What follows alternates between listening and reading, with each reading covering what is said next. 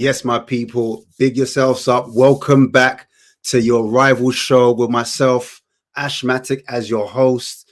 Today, we've got quite a few guests, as always, representing their clubs and doing the most. First of all, I want to bring on my other brother from another mother, Mr. Stell. How are you, man? I'm good. Spurs are doing all right. So, And I can't lie. We're there. We've got some more guests coming on as well. I want to bring on my boy Gokes, representing who? Representing where? Come on. Liverpool Londoners, you know the score. Jeez, talking hard already. All right, cool. Pause with that. But yeah, gonna bring on another guest. We've got Chinks back as well. What are you telling me, Chinks? What are you repping? Who are you backing today? I don't know, man. It's not looking good, man. Don't do that. Don't do that. I'm joking. Don't do that. No, I'm joking, man. I'm a gooner, man. Even in the bad times, man. I'm a gooner. I hear it, bro. I hear it. Bad times, not bad times, but anyway. I'm exaggerating, but big up everyone, man. Thanks for having me. And hello, everyone, man. Also, we have Uncle Yomes back. Who you repping, my bro? Chicago Bulls. Yeah.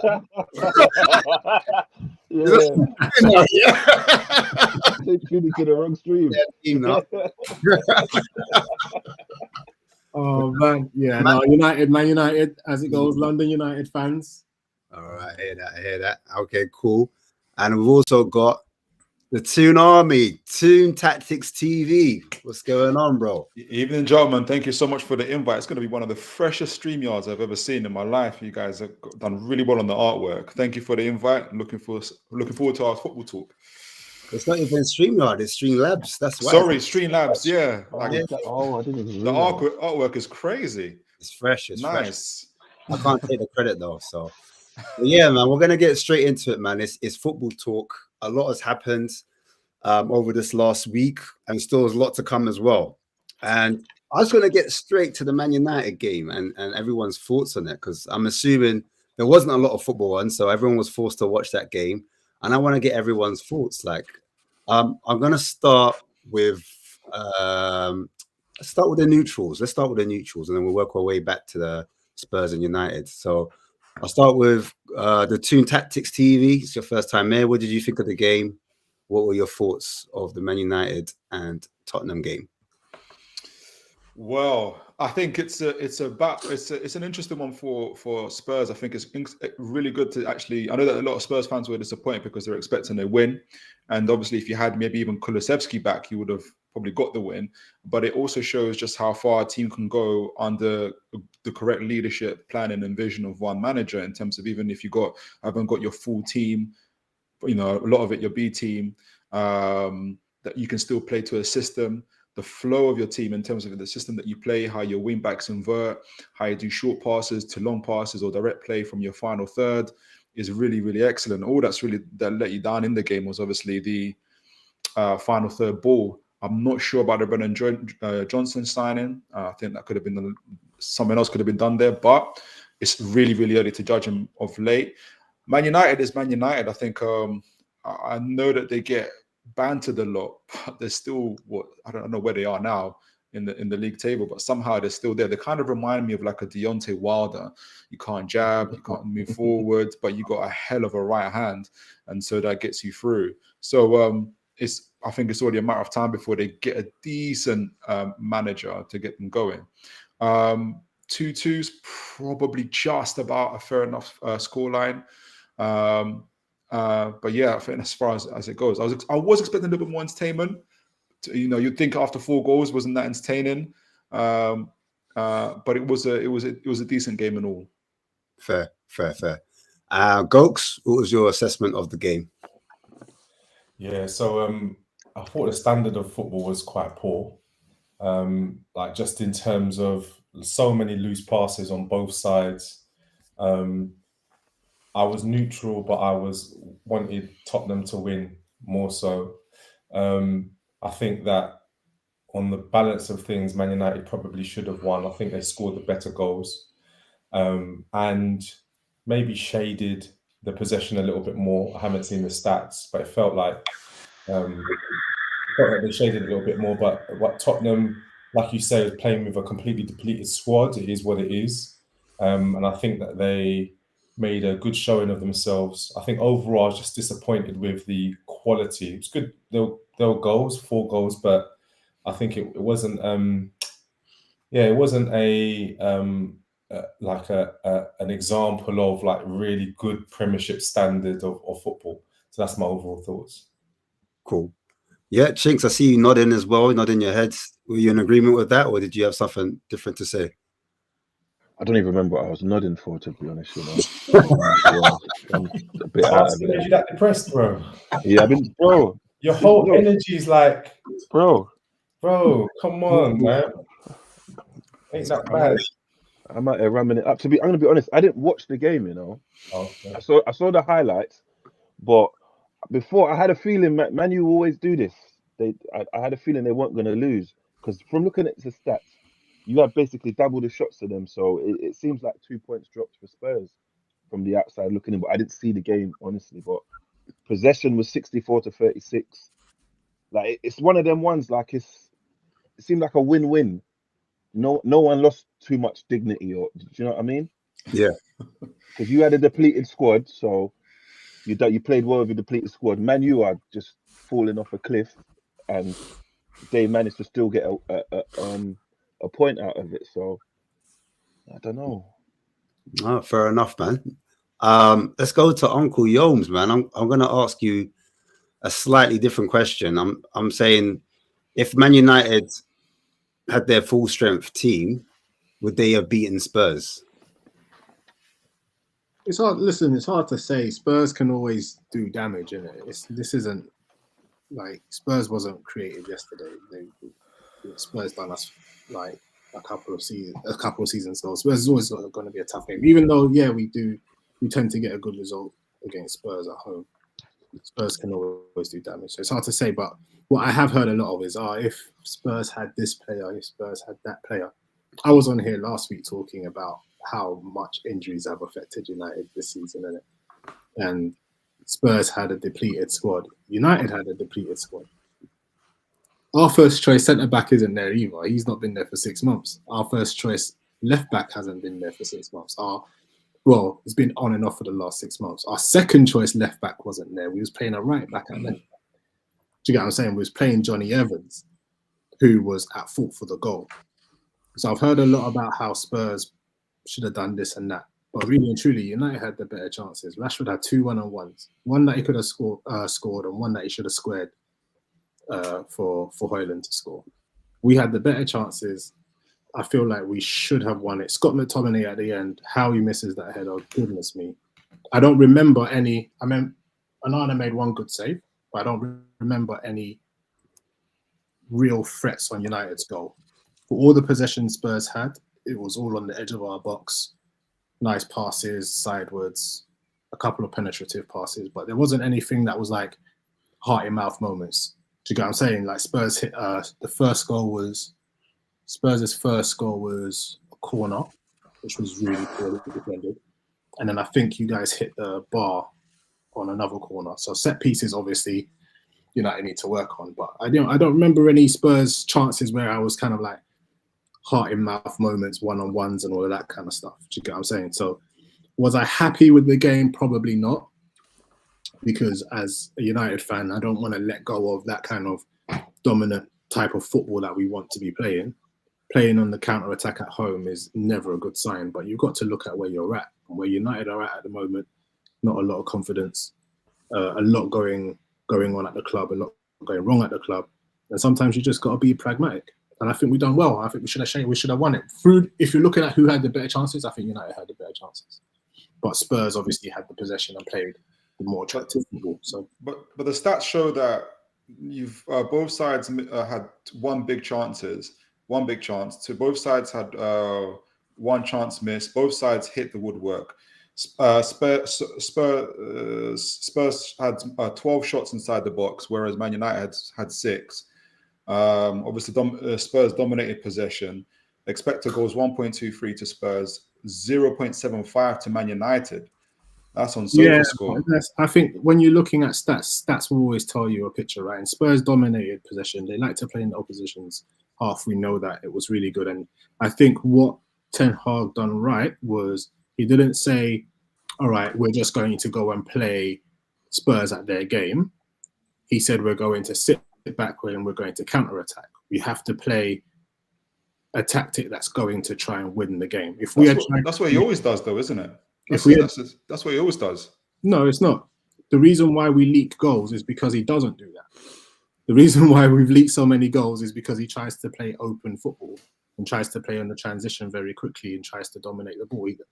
That's why we leak so many goals, because we don't have the players to do that. We don't have the centre-backs to do that. We don't have the wing-backs to do that. So for me, stats will always tell you one thing. All of those shots inside the box, how many saves did Onana make?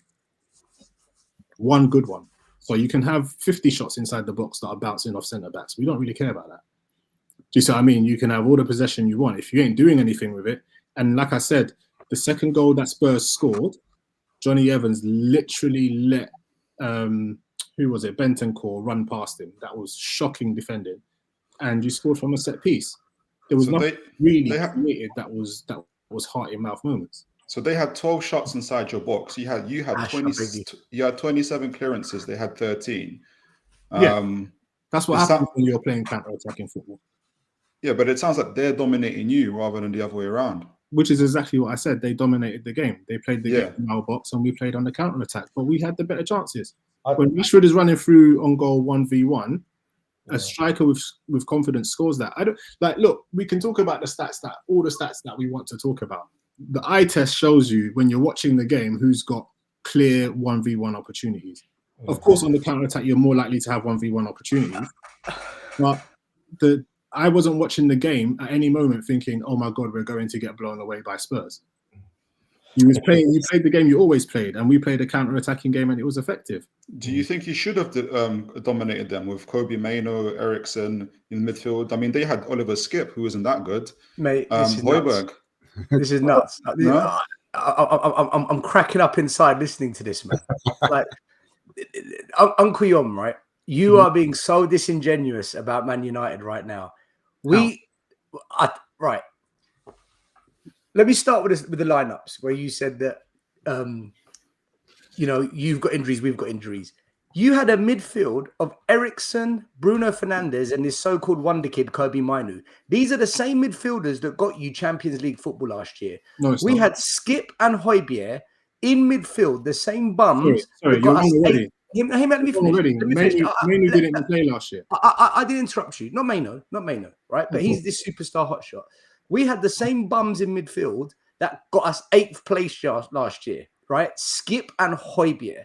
We had a front three of a waste of money, Brennan Johnson, another bum, Timo Werner, and not Dragon, not Lion, not Tiger, but Pigeon. We had Pigeon up front, right? This team that we put on the pitch was comical other than the defence. I look at your bench, the players that you could have brought on to try and swing the game. Whether you like them or not, Lisandro Martinez, World Cup winner. McTominay, he's been one of your goal scorers this year. Casemiro, elite level holding mid. And you've got Anthony, an experienced Premier League player. Do you know who we had on the bench of any experience? Chicken Royale. So when you look at the two teams on the day, I'm sorry, you were much better than us on the pitch. No. So that's Can I say something as a neutral? Let go. I'm going to say one thing as a neutral, yeah. First and foremost, Skip played well, by the way. I don't rate him at all, but he played well. In fact, there was one volley pass that he did that was straight up. That was ridiculous. I remember that one. That was crazy. Straight up Paul Scholes' repertoire.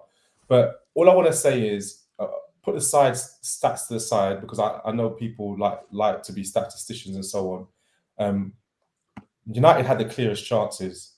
McTominay has got to score. There's no way you're telling me that Tottenham had anywhere near. I don't know about the amount, but the clear-cut chances. Ball from Skip that you mentioned released Werner, who ran into the box 8 yards out from goal. He smashes it wide. Yeah. Werner's not great. So if that's Son, if that's Kulu, it's a goal.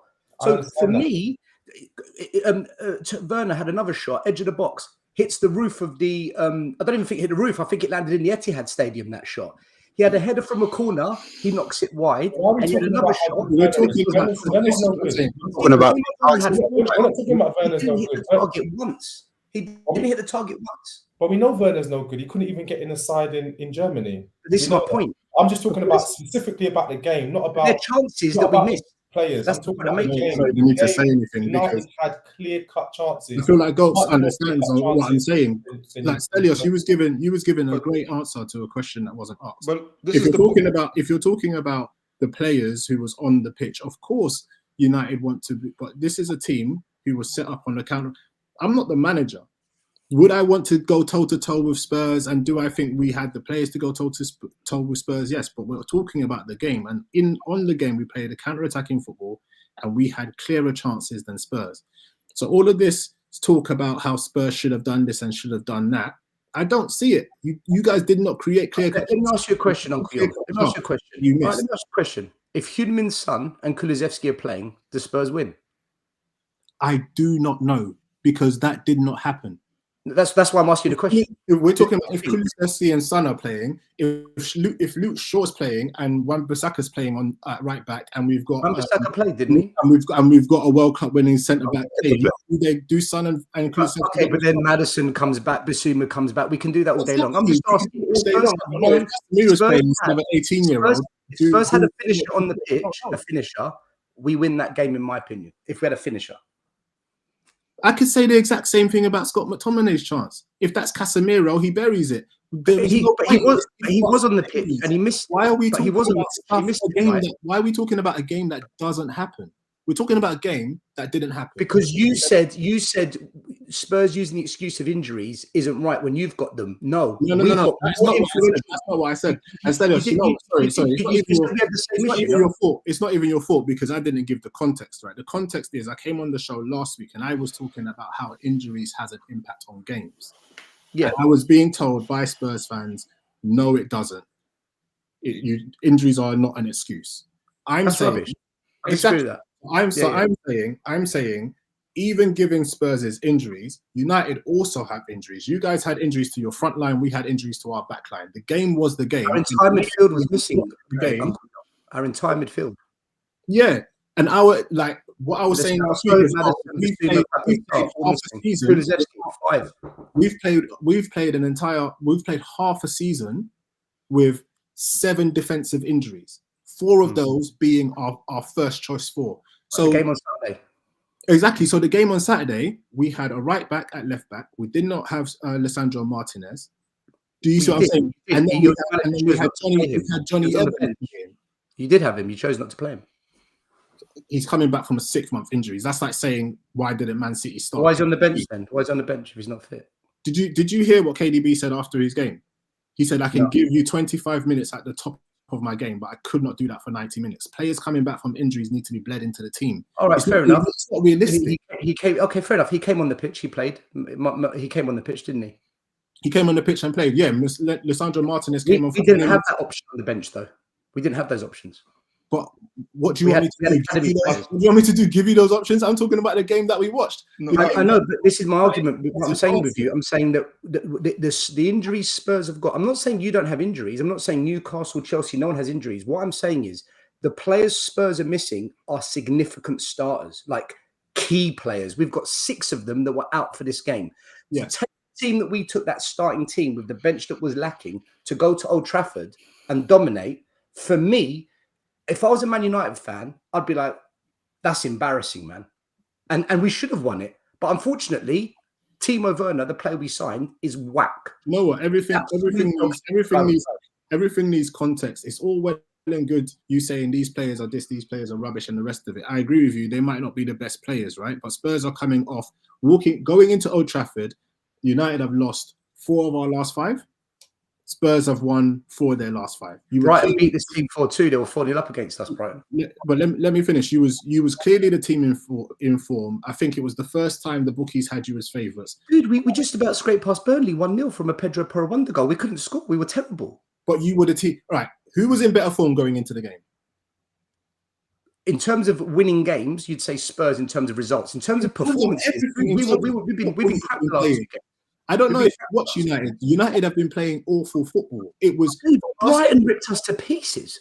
But that's Brighton. Brighton could rip anyone to pieces. But they haven't been. They haven't been. They didn't do. But that's what I'm saying. So look, this isn't a race to the bottom for me, right? I think for me, going into that game, and for the bookies also, Spurs were the favourites.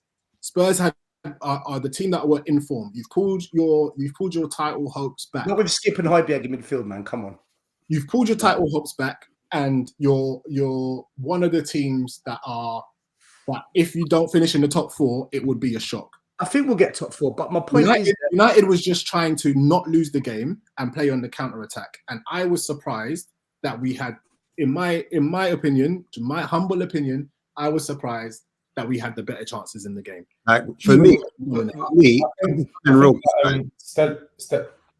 Stelios, I feel, just listening to the conversation, I think you're playing the match on the team sheet and in the multiverse, because on the team sheet, I understand that Man United's team were better, and in the multiverse, I understand if people were available, it would be fantastic and so on. I understand that.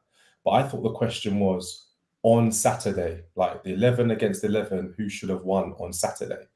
And on Saturday, put aside what should have, could have, would have happened, the fact Timo Werner's poor, all of that stuff. I think when you look at the stats and it says that Tottenham dominated, is it domination if the team lets you have the ball until you get to the their final third, and then they? I don't think they let us have the ball. That's the point. That's the point I was making. I'm not even a stats guy. We've all watched the game, but the problem with eye test is that we're just a better team. It's subjective. Exactly, it's subjective to each person. So we've all watched the same game, but we've all got a different opinion of it. So I was listening to what Uncle Yon was saying, and he felt that he had the better chances or whatnot. And I thought I saw the same game as him.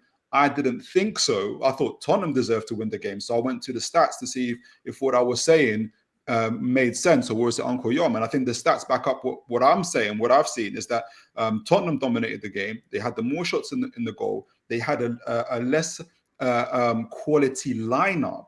My say is, you're saying that they did a counter. They played a counter. I think they were forced to play counter against a better system, against a quality of players that are willing, that back what their manager is saying, back the vision and back themselves. There's no way Oliver Skip should be running the midfield over Bruno Fernandes. And that's the problem. I think when I describe Man United as a Deontay Wilder with a mean right hook, that's exactly what you are.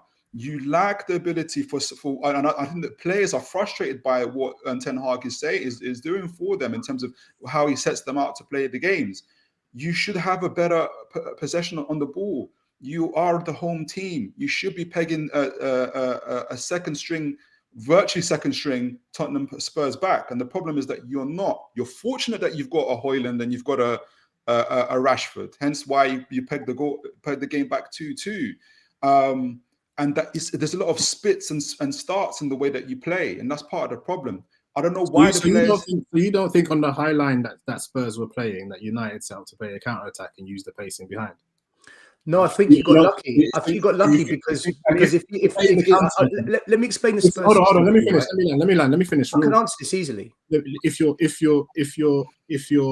playing to try and get in behind, and you're playing Garnacho on the right, Rashford on the left, and Højlund through the middle, right?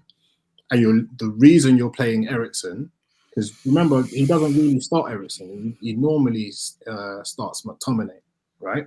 The reason you're playing Eriksen is so that you can get the ball and have that quick distribution. Spurs fans know all about that, right? That is literally counter-attacking football. If you're playing counter-attacking football, you're not playing a high press. You're literally playing a low block and doing that transition. Literally letting your opponent have the ball into a certain area. That was the game plan. There's a reason for all the shots. You can reel off 27 shots or whatever, all of this inside the bottom, blah, blah, blah. Onana made 3 saves. Right? Yeah. We was up in the game twice and had a chance with the last kick of the game. Yeah. That to me does not scream that Spurs had all these chances. And yeah, you dominated the ball, but that was that was very much our game plan. Let Tottenham have the ball till they get to Dude, every time you got the ball, we won it back very quickly because of the way we pressed in your half. clearly The reason you got in behind us is because Brennan Johnson can't play right wing when Porro's right wing back. And the reason is Brennan Johnson doesn't have any work rate. When Kulu plays out right, he's in the top 3 players in terms of distance covered in a match in the league. He always drops back and gives Porro protection. So as soon as Kulu was out of the game, because he got ill before the match, we got Brennan out right. Any ball over the top where Porro is, he's going to get exposed because we don't have that wing, that wide player that's going to drop back and cover. And this was part of the problem. Before kickoff, when Kulu and Lo Celso were announced as ill, we were like, oh, shit. Now we've got Skip and Højbjerg. This is a problem. Brennan out wide. So I wasn't surprised you got in behind us when that happened because of the team lineup. And this thing about you just sitting back and absorbing, I don't think you sat there and just said, all right, have the ball. I think you tried to get the ball. You couldn't get it off us. I just don't think you could get it off us. I think that's what happened. Can I interject? I'm not saying you were rubbish, by the way, on the day. I thought Man United did well on the day. But I think Spurs should have won it. But unfortunately, we didn't have any killers on the pitch that day. Go on, Chinks. I think that because of injuries and suspensions and AFCON and this con and I think that contributes to Yom's point because as an Arsenal fan, we're 1 for 7, and in like a good majority of those games, we've looked amazing, and everyone's like, "Oh, we played so well," and I think that's like something you just because at the end of the day, imagine as Yom just saying because we don't know. Shinks, you should have won a lot of those games, Shinks. You should have won. Those games. But this is the thing. But them fans will go on the fan TV and say we played well, yeah. But let's say, for example, if Uncle Yom's is right, and his tactic was to let you have the ball, and they executed their game plan correctly. Do you get what I mean? Because everybody says this, but at the end of the day, if the most important part of our game we're lacking in, did we really play well? Like, do you get what I mean? We played great throughout all these games, but we've lost. We lost to Villa.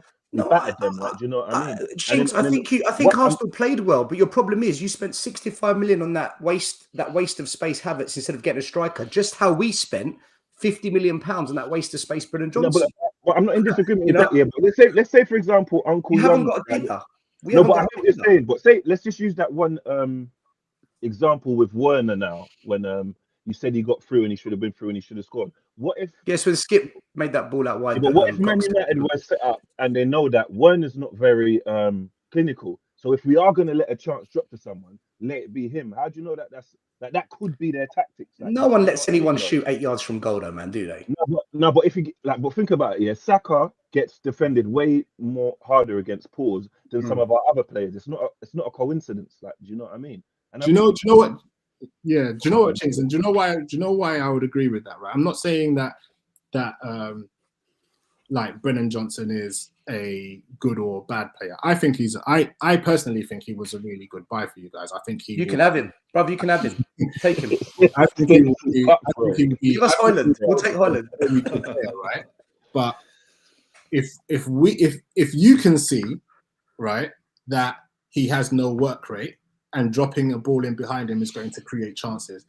I think that Ten Hag and his coaching staff will probably be able to see it too. But they didn't know Lo Celso wasn't going to be on the starting sheet until he was ill, like an hour before. That's what I'm saying. But that's what I'm saying, though. Like, teams are adaptable, right? So there was certain. Ten Hag changed your tactics 1 hour before kickoff. No, I'm saying there's such thing as in-game management. I think we set up to be counter-attacking anyway. From the moment the kickoff went off, we scored early. And then you can literally see. I don't disagree with that. I don't disagree. United are trying to win back the ball. We're trying to win back the ball in the mid, right? We're not trying to win back the ball in your half.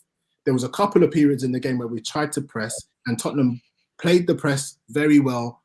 One of the best teams, I say, in the league, alongside obviously City and Brighton, at beating the press. Once that happened 2 or 3 times, we literally did not try it again. That is called good in-game management. What Spurs fans would like, and what it sounds like people are saying is, well, United have to dominate the ball. If Spurs are literally beating your press 2 or 3 times, wasting chances, don't try and press them. Nip that in the bud. Don't continue giving them chances. This is what I'm saying about, I don't mind all of these stats. Uncle Yom, so why is it then all this Saeed TV, rants, bants, United stand, all of them after the game were fuming with your performance, fuming with the way. What's that about? Is that all just for clicks? Is it all for show? I think that's a problem we have because we're looking at it as establishment versus establishment. Because I'm tired of fans going on TV and saying, "Oh, we're Man United. We should be this. We should be this. The Fergie's babies treble this, bro. You're as good as." I think they said it because Skip and Højbjerg were in midfield. If I'm No, honest, but you're. I hear what you said. Historically, Man U should walk all over you. Do you get what I'm saying? If you want to talk about establishment versus establishment, but the fact of the matter is, in this day and age, you're in better form than them. You're playing better than them. There's a better atmosphere around your club. So I don't know what the bookie said, but everybody going into this game was expecting a Spurs win based on form. the bookies made Man United the favourites. Yeah, but they would though because that's based on like history. But in the moment and then the bookies were wrong. So why are we quoting them anyway? You didn't win. Ash, I want to say tell me if I lie, right? Tell me if I lie. When you took predictions last week, yeah, everybody saying jumped off before you gave your prediction. Everybody said Spurs. I said I wasn't sure because Barring against me. Trafford, we haven't got a good record, and I said we're not going to win without Son. I said they can turn up at any moment. But yeah, but the feeling was, I think the overall feeling was that, and especially for you, you weren't that confident in United. And But I said it'll be 2-2. Yeah, 2-2 all over it. Your boy Miss Goldbridge was having a hissy fit after the game, man. He was having meltdown. But for me, I'm like, if you put Wan-Bissaka as a fullback against Johnson, he's going to eat him alive all day. And how do we know that wasn't a tactic? Because he thought, you know what, Spurs have got a lot of pace on those flanks. Let's put that 1v1 demon in Wan-Bissaka, who's great at defending, against that winger, just to stop that kind of threat from happening. But I thought in the midfield, they did lose the actual battle because I don't know about you guys. I thought their wonder kid didn't do too well. I don't think he was that wonderful, if I'm being honest. I don't know. Does anyone think that he can get into the Spurs side? I think the problem is I think anybody that you put in Man United, because people were saying this about Casemiro. Remember, Casemiro missed the 5 times Champions League winner. I think any midfielder that you put in Man United's midfield, and this is the problem that I was saying, I don't think this is game management. I think this is just I don't think the Man United players believe in Ten Hag's the way he sets out. I don't think if you put anybody in Man United's midfield, you could put Rodri in their midfield and you're going to get absolutely run through, which is what Kobe Mainoo is now experiencing. Casemiro has experienced it. Eriksen's experienced it. McTominay is experiencing it. Anybody you put in their midfield. And the question of Aaron Wan-Bissaka, and I'm sure the Spurs fan will say this, you don't need to put anybody special against Brennan Johnson. You know, you just keep Wan-Bissaka where he's at. Use Diego Dalot, who's probably the better attacking option for Man United, technically, to go and actually attack Tottenham and do something back at them. The problem that Ten Hag is so afraid to do anything is what's reflected on the Man United players. You got Rashford coming off absolutely vexed because he's not liking what he's seeing. You think Kobe Mainoo's enjoying getting run past every other game. Casemiro probably doesn't want to come on. And that's the problem. Am I hearing this right now? So yeah, I think you're all backing up the Om's point. You've literally just given examples of man getting ran through. Yes, sir. Right? And then what we do is we say, all right, cool. Man have been getting ran through. Let's play a low block and counter attack. And man have Say that again. Sorry, I didn't catch that. I didn't catch that. Not like that. But you're literally talking about midfields getting in. Do you get what I'm saying? And then United say, all right, cool. Do you know what? The midfield's been getting ran through. Yeah. What we're gonna do. Sorry, I need to grow up. Getting dominated. No, it's even worse. That's even worse.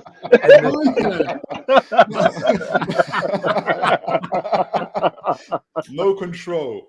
The midfield has no control. You know what I'm saying? There's no terms I can use that's not going to sound. Sorry. But Sorry, man. The midfield is too. Didn't do his job. It didn't do his job. End the stream, man. I told you, end it. Sorry, man. Oh my goodness me. He said dominated. all I'm going to say, just to break it up, I thought we had. I agree with Stel in terms of the firepower. Like, sorry to cut you. I wonder why you do agree with Stel's though. Like, but listen. Rashford has been there for how many years? Do you know what I'm saying? Werner just came, right? He's getting back to the Premier League. I know he's been there before. He hasn't played since November, but we all know that quality is kind of questionable in terms of finishing. And then you look at who's got to compete with, and it's Richarlison. So it's a bit mad. Do you know what I mean? I don't know if it's just me that thinks that Richarlison versus your guy. Oh my God! Oh! But it's a bit mad. Like, hasn't Richarlison scored in his last 5 Yeah, games? he's been on fire. Yeah, he's been on fire. This season. I don't know what Spurs fans. I genuinely Do you know what? No, I don't know which one you're You see that goal Rashford scored, and you see the goal that Bentancur scored, and the goal that Rasmus Hojlund scored. Richarlison is never doing that. Right? He's a tapping merchant, like a 6-yard header or that. He's like listen. Goals are goals, but you want someone up front that's gonna have an impact that out of nothing or half chance. He's not that guy. That's the issue we got with him, man. Has Richarlison not? He's a tapping merchant. Has he not just stopped you guys up with 5 goals? Goals are goals. Like I said, goals are goals. But you can still be crap. You man are just so used to complaining that you just complain for fun. You're complaining. Like, how can you be complaining at the man that's carried your You got team? Glazers out every week, man. Glazers out. What do you mean complaining? Nah, don't do that. So, but I know we're disagreeing here, but is anyone? So, was anyone expecting Man U to play like flowing, attacking football and really give it a go against you lot? Because I don't think we're being genuine. I expected Man United to have a lot more of the ball. That's what I expected. I didn't Why would you though? Against Man City and Liverpool, I thought Man United did quite well this season. I thought they did quite well. I thought they'd bring a performance like that to the table where they're gonna step up and actually put in a half decent performance. But I watched you lot and I thought this is awful. My memory's bad, but what was the score in that game? Did they draw? The Liverpool Man U. Did they draw Liverpool? It was 0-0. 0-0. Oh, is it? Okay. Yeah, they put in a good performance. Only game that scored all season. But do you know what? That 0-0 Liverpool, good. against Liverpool, we did the exact same thing against Spurs. It was the exact there you go. low block and tried to play counter-attacking football. Like, but they had Diaz, Salah, Gakpo, Szoboszlai. No, but not Skip, Spence, Pigeon Boy, Chicken Man. You can't compare Liverpool. You can't compare Liverpool with Szoboszlai and all those guys in midfield compared to what Tottenham had. I'm talking about wait, why not though? Because that's the whole point. Like Liverpool are number one. They had like it was pointed out. They had all the guys out in that game playing, whereas Tottenham didn't. And it was I can't remember if it was a home. Was it at Anfield? It was at Anfield actually, wasn't it? Yeah. So it's the point being. Anfield, yeah. Yeah, whereas obviously Man United played at home. You have to show some sort of intent. Like you gotta, why though? If Man U are showing intent against Spurs, because Man U played the same way against us, it would be illogical for them to try. I know Man U is Man U and all of that. No, they played you at Emirates though. No matter where we play City, we're playing differently than when we play Burnley. Regardless, like that's. I hear what you're saying about the theories about playing at home and the great Man United, but in this day and age. On today, Man U are not that good. No, I'm not even saying the great Man United. I'm saying that the players are struggling playing under Ten Hag. I think he's a man in fear, and he's making players who know they're good play like they're scared. They're scared of Oliver Skip in midfield. They're scared of Brennan Johnson on the right. He moved the whole 1 millisecond. Do you know what I think's happened to Man United? We would. The reason why people are frustrated, the real reason why people are frustrated that United didn't try and dominate the ball and play an open game against. You would have got shot. Is because people wanted another United loss. You know what? Steve Bruce used to talk about Newcastle United like that.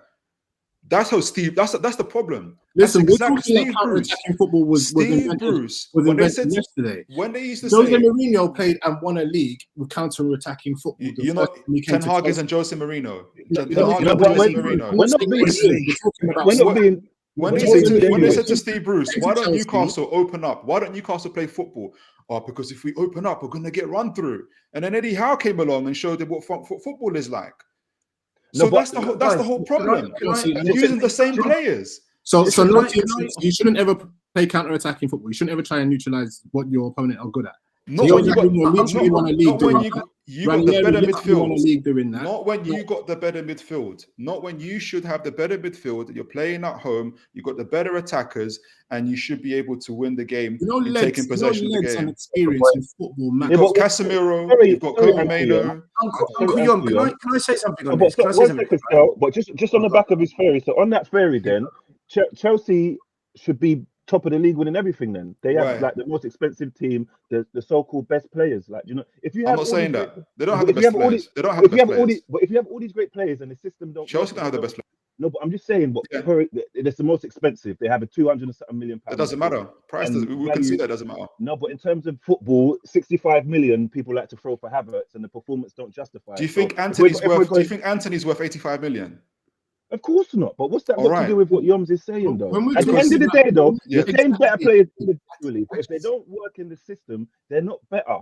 And we're being disingenuous because remember when Arteta came, we had Kolasinac, all these guys, and he couldn't play out from the back. You have to play with the tools you have. We can't just keep having a go at Ten Hag for doing what is common sense. These players don't play that great when you. No, we can. We get. Let me you're not being because it's not your you're not suffering. Go on, let me say something on this, right? I don't like saying this, but I want to say it to add credibility to what I'm going to say, right? I've been coaching UEFA B level for 12 years now, right? And doesn't mean I'm an expert. If I was good enough, I'd be a Premier League manager, right? I'm no GOAT guru, none of that. But the fundamentals are the same, right? To build a successful team, and I'm talking about how you play to win games, there's only three ways you can do it. Either by luck, you install a system of philosophy, or you build a team of players and you set them up depending on how your opposition play. Okay? No way is wrong or right. At the end of the day, whoever wins at the end is the winner. What Spurs have done, and I want to explain this. Sorry, before I forget, what was the three things you have to do? Sorry, I forgot the first two. Look, if you want to win games, and then one was build a successful team. Yeah, so it's either by luck, but I don't know how you coach luck. Yeah. Or you build a team that can adapt and play to the weaknesses of your opposition. So if they play a certain way, right, today we're going to set up this way. If you play a different team, we're going to set up differently because that's their weakness. Or you have a set way of playing that you slightly tweak weekly. So Pep, Klopp, they've got their set ways. They don't change it for nothing, but once in a while they tweak it, yeah? Postecoglou is of the Klopp Pep mindset of, I'm sticking to my ways. This is how we're going to do it. I'm not saying he's Klopp or Pep. No. I never said he's Klopp or Pep. Goats has been quiet this whole time and so placid and calm. Right, hear me out. I never said he's Pep. No, hear me out. I never said he's Pep or Klopp. I said he's of the mindset where I've got a philosophy and I stick to it. De Zerbi's the same, by the way. Arteta's the same. Although this year he I don't know why he flipped it. But when you do it, Arteta played five at the back when he started. When you do Postecoglou's way, you're going to take hits along the way until you bring in the players that make each position the best it can be for the system. But in the process, what the benefit of what Postecoglou does is every player in the club has to play the same way. So when you do get injuries and a Højbjerg, a Skipper, whoever comes in, the drop-off is there, but at least they're still trying to keep the system flowing. So there's not this big sudden switch in how you play. What Ten Hag has done, because he's from the same mindset, he did it magnificently at Ajax, and Ajax should have knocked Spurs out of the Champions League, but Ten Hag fucked it when he tweaked the left-back position in the second leg at Ajax, right? For some reason, and I don't know why, Ten Hag decided, I can't do what I want at this club with these players. So he's now reverted to how do I win each game? What he did was, and I'm saying it as someone that's coached for a while, he bottled it. I don't know why he bottled it, but he bottled his morals and his everything he's good at.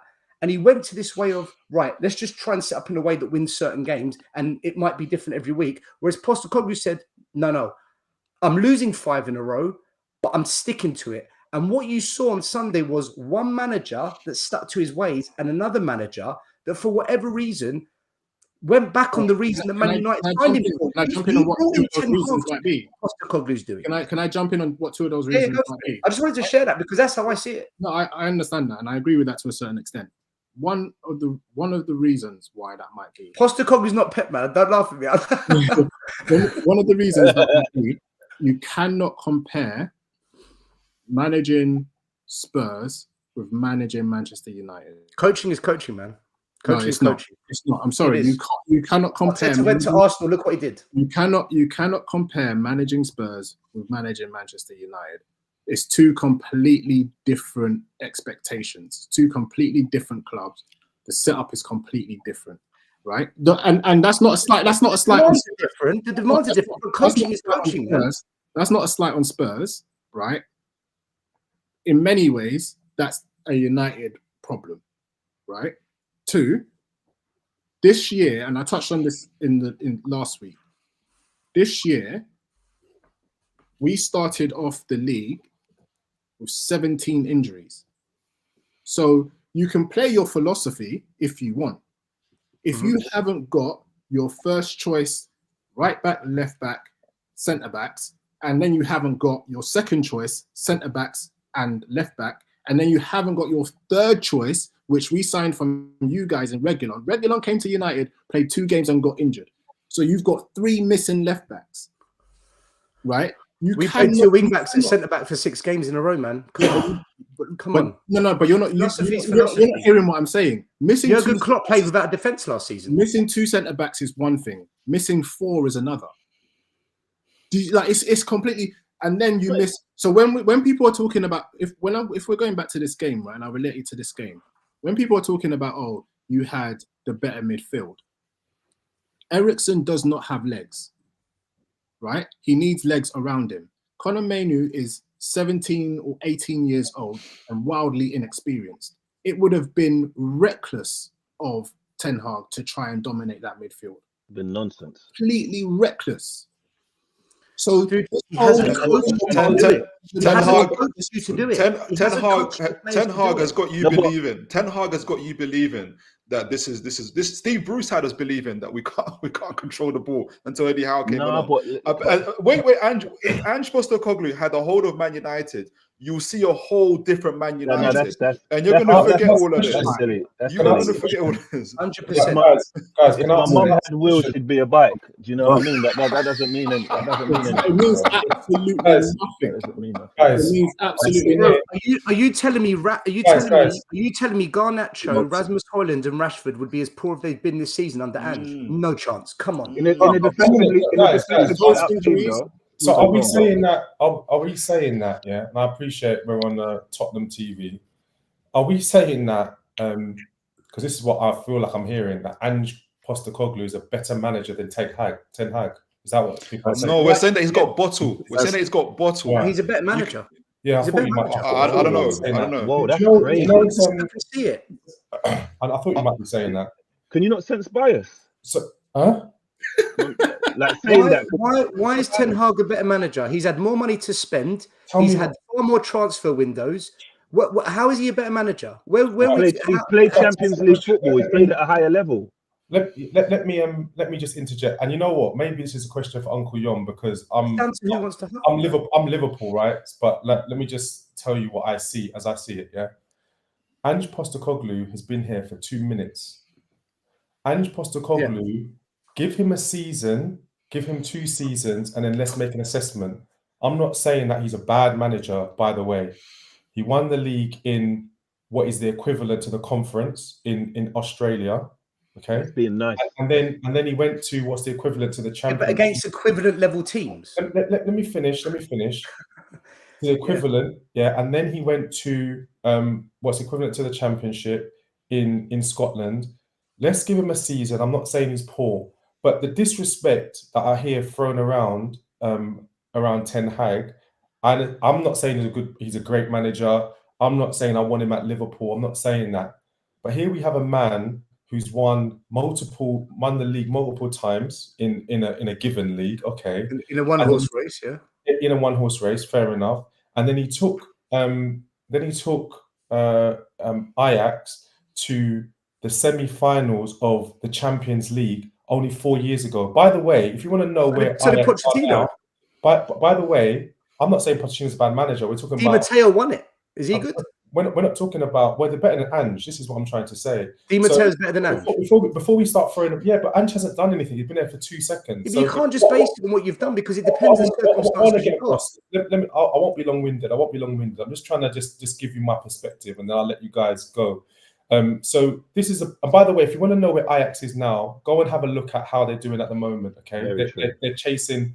That's because they've sold all their best players, bro. They're chasing Jordan Henderson. They're 32 points off the top. They're chasing Jordan Henderson. They're 32 points off the top. So that's fine. So Cox, if Klopp got sacked tomorrow, who would you take? Ten Hag or Ange? And then Ten Hag finished in the top 4 in 18 months. Something that is taken Arteta, who's supposed to be the Messiah. It's taken him 4 years. He's done that once in 4 years, and he's had almost 700 million to spend. So, like, I don't even think that Ange should even be in for consideration. I don't think people should. Why he's if Jurgen Klopp got sacked tomorrow, the exact same players you've got, who would you rather take over, Postecoglou or Ten Hag at Liverpool? Ten Hag, of course. All day. Fair enough. I'm in agreement. This is what I'm trying to explain. Maybe our minds. No, fair enough. You back it up. Fair enough. Maybe our minds are completely different. But Ange Postecoglou isn't some great manager. Maybe you like me take. I'll give you 2 examples. When Ange Postecoglou, when you guys played Liverpool in that one game that we lost all season, with that travesty, we went down to 9 players. You might remember, we went down to 10 players for majority of the game. Then we went down to 9 players, and we had clear-cut chances. Still should have won that game because Ange Postecoglou is not mature enough, and I don't mean his age. I mean he's not cottoned on enough to say these guys have got 9 players. Let's change the way we play. Second example, when you played Chelsea, okay, and you went down, right? And I was watching the game, sitting there. I watched the whole 90 minutes. This guy still wants to play on the halfway line. I think you had Kieran Dyer. I think you had Dyer in the back at this point, right? We all know he can't run. He hasn't run for about 5 years. He still had you playing on the halfway line when you guys had less men. So this is someone who doesn't say. And when Ten Hag came to Anfield and got spanked 7-0, how did he switch it up? He came back the following year and got thumped 5-0. Yeah, but you can't do what about. Brilliant. What I'm trying to say is, what I'm 7-0, bro. Okay, what I'm saying from Ange is.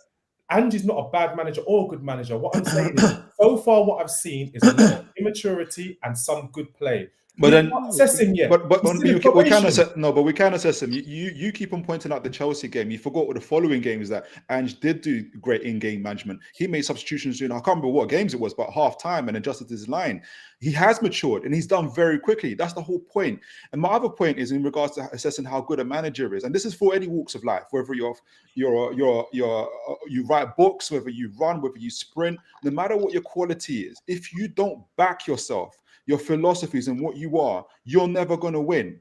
That's the whole point about Ange. He's willing to take the hits. He's willing to understand that, hey, my philosophy's got some flaws in it, but I'm going to back myself and do it.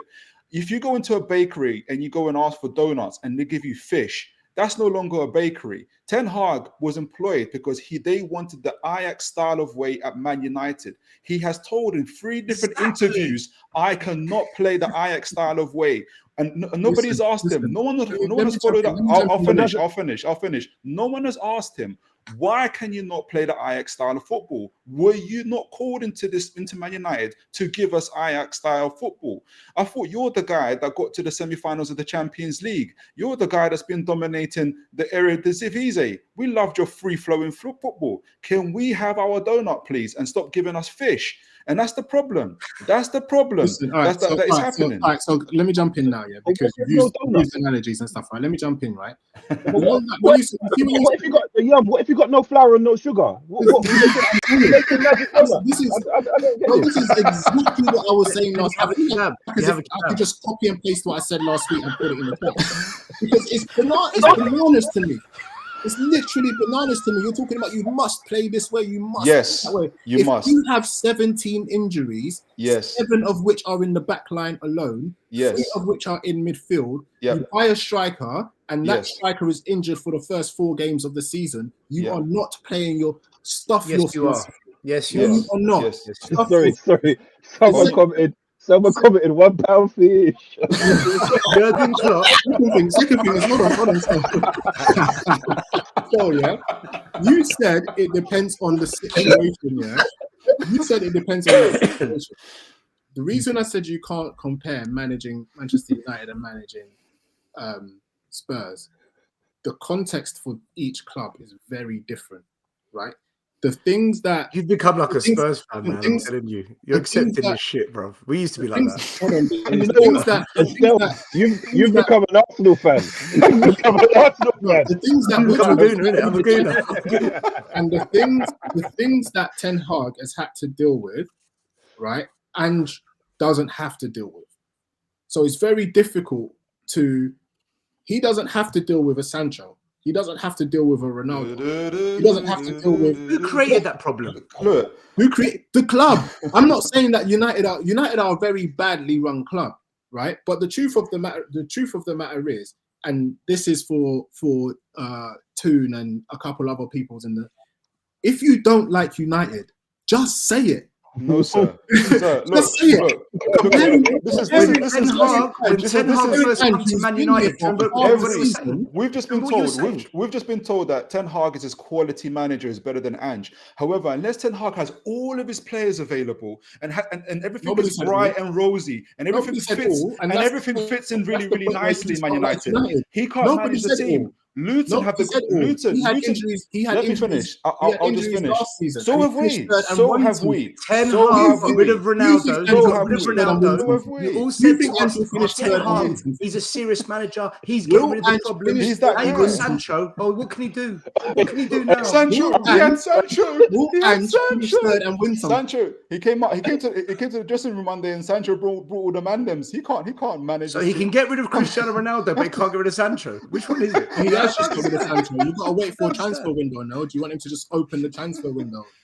He's got to wait for a transfer window. Jurgen Klopp. As soon as the transfer window opened, he's gone, right? Bro, Jurgen Klopp went to Liverpool, and I remember this because I was at the game. Spurs smashed them 4-1 at Wembley, and Liverpool kept playing the same way. They had Moreno at the back. They had dodgy centre-backs. They had all these crap players. But you know what? He stuck at his way. He kept doing his philosophy and slowly added the players. And then once the players finally were there, because the rest of the squad had learned the philosophy, what happened?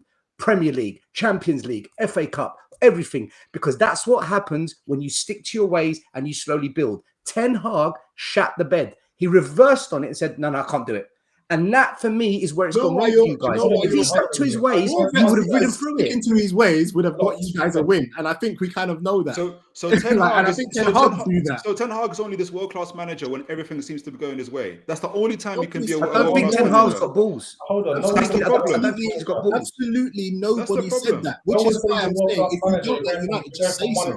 That's not what it I'm saying is, no one said he's a world-class manager. You go from one extreme to the next. You said he's better than Ange. So Ange no, what I'm saying to you is that Ange. What I'm saying is I'm comparing. No, Ange ain't world class. I'm comparing. Let me tell you exactly you're saying. I'm saying to you. No, you don't know what I'm saying, so I need to explain it to you. Go ahead. What I'm saying is why Ange and Ten Hag. I'm not saying that one is world class or not. I'm saying that Ange came to Tottenham with his own set of problems and still kept his philosophy. He backed himself. Ten Hag came into Man United with his own set of problems. He didn't back himself. That's what it's come down to. How can you be a good manager if you go into a situation and say to yourself, "Oh, do you know what? Jadon Sancho is there. I can't play how I want to play. I can't do that." Ange had to take Eric Dyer, Ben Davies, Chicken Royale. Guys, do you know why this is a little bit of a silly discussion from my perspective, right? What I'm understanding that we're now saying is, if a manager changes and adapt, he's not a good manager.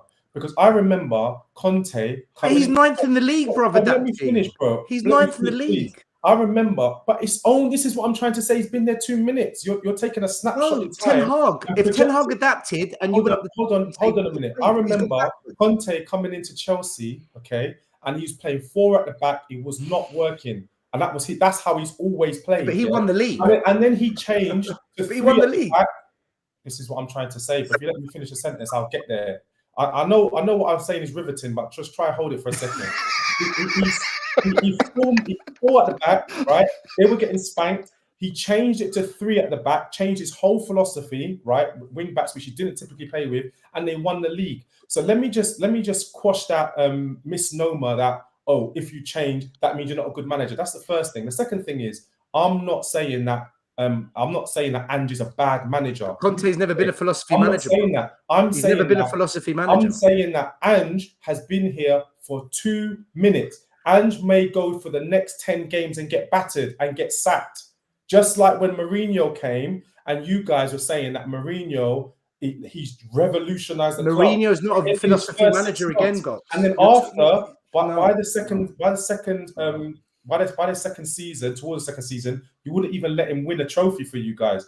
So I'm saying we can't rate and don't disrespect Ten Hag. If you're going to compare Ten Hag, let's compare Ten Hag to people that have got a similar tenure, at least a season. Eddie Howe? Or Do you two compare him to Eddie more. Howe? Yeah, compare him to Eddie Howe. Okay. Compare him to Deserve. Compare him to all of these people. Oh, okay, Don't let's bring go. Ange in the conversation as if Ange is some pinnacle of management. He's been here 2 seconds, and to be honest, I don't see what he's achieved. No, Gox, you all right, when I spoke earlier, I said there's 2 ways you can set up your team as a manager. Either you build a team that adapts to each game, which is what Conte and Mourinho do, or you're a philosophy manager. So there's 3 ways, by the way. 3 ways. You said there's 3 ways. Yeah, the other one's luck. The other one's luck. You can't coach luck, right? Or you're a philosophy manager. If you're going to compare Conte and Jose to Ange, you can't, because they're managers that set up teams to play to the weakness of the opposition. They're not philosophy managers. No, They've never had a philosophy. I'm not comparing Conte. I'm saying that. No, but you're talking about Conte saying that he can adapt. But Conte is a manager whose way is to adapt every week. That's what Conte does. Ange isn't that manager. Can I ask you a question? Ange doesn't do that. You're saying that. You're saying 1 minute. You're saying Ange's you said that. You said that philosophy. Ten Hag. One of the examples of why Ten Hag is a poor manager is because he had an Ajax philosophy. No, I never said he's poor. I said he bottled it. I never said he's poor. Summary. I said he bottled it. He came to Man United and he bottled his philosophy, which basically because he changed. And what I'm telling you is there are many, many examples when people change. Bielsa changed to a certain degree. But Ten Hag's a philosophy manager, Gox. That's why they brought him in to bring the Ajax philosophy. Why did Man United sign him? Okay, Gox, why did Man United sign Ten Hag? Let me ask you a question.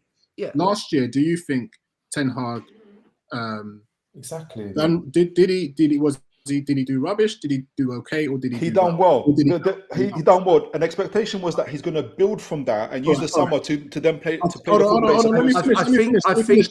I think he progressed you. I think he progressed you from the position he took over the club. Okay, so at the beginning of last season, nobody had United to finish in the top 4, let alone finish. Yeah, that's right. Nobody had United to do anything in any cups. Yes, it's the milk cup. I've heard it. It's not worth. That's a trophy, man. I'll take it. No, I'll take it. He performed last year. He's gone and he's spent a lot of money in the summer. Agreed. And when Ash asked me last week, am I Ten Hag in or Ten Hag out? I'm on the fence. So I'm not sitting here as some. I'm not going to be outside Ten Hag's doors defending him. No, you got his poster in your room. I'm just saying there are certain reasons why there's some Man United fans that want him gone, and there's some Man United fans that are like, hold on a minute, context is everything, right? I find it funny how when you talk about numbers of injuries, when you talk about certain things with certain clubs, it's something that is worth mentioning. But when you're talking about United, who from the beginning of the season, we've played something ridiculous, like 13 different defensive combinations. You can't stick to your guns and get ran through, right? But where's it got you? And where has chopping and changing got you, though? No, he changed, but that's the problem, is that he hasn't been changing. Uncle Yoms, I would agree with you. The first time he changed, hold on, let me finish. Yeah, okay. First time he changed and said, we're going to play counter-attacking football against a team that like to play the game in your half, right? It was against Liverpool, right? The very next game, we went out and we tried to play expensive, dominating football in the midfield. What happened? We lost the game. Okay. Right? We go to Aston Villa. We play counter-attacking football at Aston Villa. We win the game. Mhm. The very next game, we don't play counter-attacking football, we lose it. We have Spurs. Spurs dominate the ball, create lots of chances, have overlapping fullbacks, have inverted fullbacks at times, plenty of crosses in the ball. Richarlison, who you might call rubbish, but has scored in his last 5 games, he's like, hell no, I am shutting up shop and we'll play in the counter-attack. We have the players to play counter-attack. I don't need to dominate the midfield. We don't have the legs in the midfield. We don't have control in the midfield. This is how I'm going to try and win the game. And in my opinion, we should have won it. Uncle Yoms, I would agree with you. However, Ten Hag disagrees with you. He's gone repeatedly 3 times on interview and said, I am not here to play Ajax way. He's not saying I've adapted to this game, I've adapted to that game. He's saying point blank range, I am not playing Ajax football at Man United. That's what he's saying to you. No. Everybody You're about to make excuses for him. It's just you can just copy and paste it. But that's why. But Uncle Yoms, this is why. This is why this is the comparisons in terms of Ange. We're not saying that Ange. We're not comparing accolades. You're saying you said it just there. You know why we can't play the Ajax way here. So why did you hire him? Why did you hire him? Why did you hire him then? Why did you hire him in the first place? What's that? Why did you go with the game though? Because to be honest, like we're not being. I don't think. I'll tell you, Chinks. I'll tell you. Because one point. Because Yom said a very long time ago that it's very more hard opposed to manage Man U than it is Spurs. So you lot are giving credit to you get paid to do it. No, but that's what we're doing now, though. Big box. That's what you get the big box for. Yeah, but that doesn't. But you just shut down my point with Chelsea about the money, so you can't. No, because that's value. That's value and quality of players. So beauty's in the eye of the beholder, right? Let me finish my point. Okay. Man United, because they're one of the worst run clubs. Their players have they're divas. They get paid the most. They don't. They get loads of managers sacked. It's a much more difficult job. Way more difficult to go in there and manage. So back to what Stelio said about the 3 ways to win. You can't do luck because you can't manage that. You don't have the players to make some indispensable variable team. How much can you spend? But that's besides the point. That doesn't guarantee anything. It's exactly the point. Why did you buy Chelsea should win everything then. No. Football don't work like that. You're making it very cut and dry when football's not cut and dry. You said he hasn't got the players. I said, so what did he get the money for? What did he buy Mount for? What did he buy Varane for? What did he buy Højlund for? If he hasn't got the money, if he hasn't got Anthony, quick question. What did he buy Anthony for? Let me use an analogy then. So he has got the players. He's got his players. 13 players. 13 players he purchased. Who signed Onana? Yeah, but if you go shop to buy champagne and there's only Prosecco, you can only get off what's available. He went to the bakery and he got fish. That's but you know what? At the end of the day, though, because we're putting a lot of weight on what. We're putting a lot of weight on what Ange has done. We're putting a lot of weight on what Ange has done, And at the end, what Ange has done and taken away from Ten Hag. All these stuff you said to discredit Ten Hag and say, no, wait. All the stuff you said to praise Ange and all the stuff you've done to down Ten Hag. At the end of the day, I'm not praising him. No. We should rename the show. This is unfair, we should rename the show "We Don't Like United." This is real more about why United are crap. No. The frustration is about Spurs. I'm in my 30s. I've seen Man United as an incredible institution. You not only were you great at what you did, you dominate. No, I'm not saying this. He's saying that I hate Man United. I don't hate Man United. My frustration is that people can't see what Ten Hag is for who he is. That he is not this great. He hasn't backed himself. He might be the quality guy. He might have the philosophy, but he doesn't back himself. I don't know why. You're the only one that says that people think that Ten Hag is great. Like I said to you, I'm on the fence. I didn't say he's great. So you're saying you think he's great. You're saying that people don't. You think he's great. No, I didn't. I never said you think he's great. You're the only one who thinks that other people or that thinks that Man United fans think that he's great. I do not think Ten Hag is great. Wait, Uncle Yom, hold on a minute. No, that's what I'm saying. You think that I think that Ten Hag is great. I do not think Ten Hag is great. You're the only one that's using Ten Hag and great. Nobody thinks Ten Hag is great. Ten Hag has bottled it, right? And listen, Toon Tactics is right. He didn't know. When you're talking about what are you talking about? Are you talking about he bottled it against Spurs? Did he bottle it against Spurs? No, yes. He's been bottling it for last year. Hear me out. He specifically signed Ajax players. Onana, Yes. Martinez, and Anthony. They all play the Ajax way. He coached them all. He's brought them to Man United and said, right, the way I coached you made you play. The reason why I need players like you, we're not going to play that way now. Yep. It is madness, man, to defend Ten Hag. He bottled it. I honestly believe if he stuck to his ways, even if he didn't have the players, I think right now you'd be a better football team. You might not win loads of games, but I think you'd be better on the eye. I think you'd be more teams would be fearful of you. And the way, let's call the media overhyping Spurs right now. I'm happy to go with that.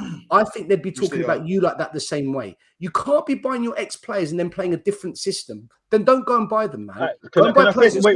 Wait, just on the build on the back of that. So based off the back of that, he bottled it, yeah, and he's no good. So why don't you not keep the same energy for Ange, who didn't win the game? Because he played his way. We didn't have the. We didn't. He backed himself. He played his way. We stuck to our way. And we just don't have the quality to get it over the line at the moment. That's all it is. We're building. If you keep the same energy, you have to have a go at Ange because he didn't win. Hold on, can't guarantee that. I was on the show last week, and man were telling me that Ange changed. I was on the show last week, and I was like, but hold on. When you guys were going through your patch, when you had your injuries, you had to change. You wasn't pressing the ball as high up. You wasn't expecting slow centre backs to sprint at top speeds. You had to change, and when you change, you started picking up wins, right? So I don't get it. We didn't change. So it's either he has changed or he hasn't changed. Who told you Ange changed? Who told you? I was on this show last week, and 3 Spurs fans were telling me that. Well, they're frauds. Bring them to me. Bring them to me. This is exactly what the other dude said. Listen to other people. Listen to me. I don't even know what's going on. What are we doing? We're never going to agree. We're never going to agree on this topic. Hold on. Uncle Yoms, 1 minute. I said to you earlier, when you got a philosophy, you might tweak it a little bit, but the fundamentals are the same. Possession-based football, quick passing, 1-2 touch football, try and get the overloads. The philosophy is the same. You might tweak positioning of players a little bit. That's fine. Don't forget, it took Pep Guardiola quite a long time to learn how to beat Liverpool's counter-attack by dropping a little bit deeper and putting Rodri there. That's a tweak, but the way City plays the same. So if Ange tweaked it, I agree with the people that came on the show. If they said Ange has changed it all, they're chatting shit. They need to be shot. This wasn't even the best game. It's a bit harsh. You're a bit harsh, man. You're a bit harsh. That's about real football. I'll take it back. I'll take it back a little bit. I rein it in. All right. We should talk about the other game. We should talk about Newcastle versus Man City, the leaders. I want to get onto them for a little bit. Ash, can I say something, man? I'm worried about Gox here. Look, I've never met you, Gox. The way you talk about Ange, like you should be bigging him up because he's like of that. He's trying to be like a Klopp. Like when I back Ange, I'm defending Klopp. He's outside. Come outside. Why is he coming for Ange, man? Liverpool hate Man U as well. I can't think much more of this, but no, he's nothing like Klopp. He's nothing like Klopp. See what I mean? Just see what I mean? Nothing like He's not having it. We're not going to do that. We're not going to do that, man. We're not going to do that. Nothing like Klopp. But he's not even dignified it with a response. No, I was going to go into it. It's even more hate. I've caused more hate. Oh, that just completely walked out the show, boy. What? Bro, what are you talking about, man? Bro, I'm out, man. That nigga's tripping. Yeah, no, I wanted to talk about the Newcastle because we got Newcastle. Gox is cold, man. There's nothing, no emotion. Yeah, it's just a violation. Now we got a Newcastle fan, so I wanted to talk about the Newcastle. I just want to ask one thing before we go to Newcastle. Sorry, just one thing. Yeah? Go on. We know that Ten Hag has won a trophy, right? As he's the worst manager ever lived. Here we go. He's terrible. I'm not talking to you, man. No, we know. Hold on. Let me just say this. Let me just say this. I'm just asking because I'm not against Ange. Let me make that triple clear. I'm saying it's too early. Okay, it's like you're giving a student an A for the year, and they haven't even done the exam yet. So let's. All I want to end on is this, right? Ten Hag, when listening to you guys, some of you, he's a bottle job. He doesn't know what he's doing. He's all of these bad things, right? But yet he's finished in the top 4, and he's also won a trophy. If Ange, after 18 months or 2 years, how long has Ten Hag been there now? 2 years? Yeah, 18 months. If he gets backed, which he looks like he's getting backed, right, in terms of money, after 2 years, he doesn't finish in the top 4 and he doesn't win a trophy, are you going to have the same energy that you have for Ten Hag at this point? If we spend the money Man United spend, yeah, I will. 100%. Listen, Gox, by the way, I think Ten Hag's a good manager, by the way. I think he's a really good manager. I wanted him at Spurs. No, I wanted him at Spurs. This is one of those. This is one of those. It's not you. It's me. Always me.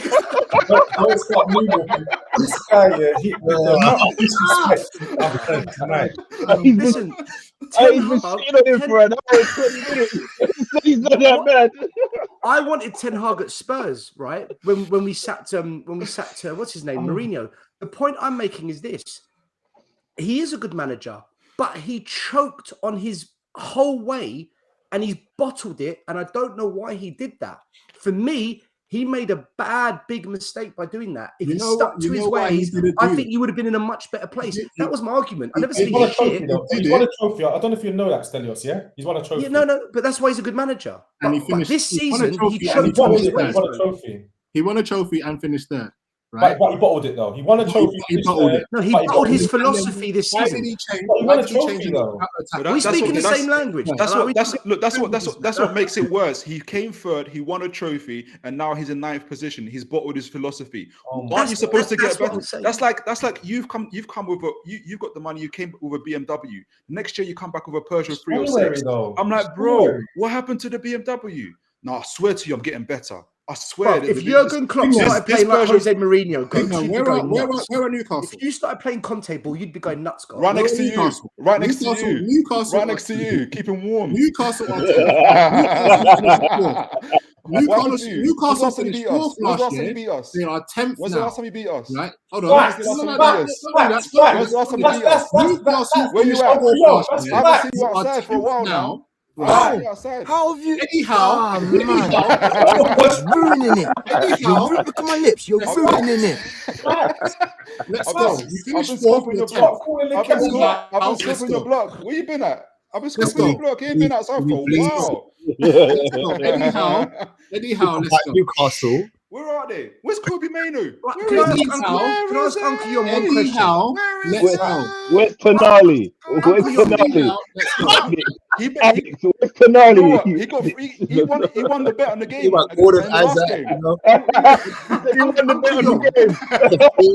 Let me know when the comedy stops. Where's Maino? Where's Maino? Let me know when the comedy stops.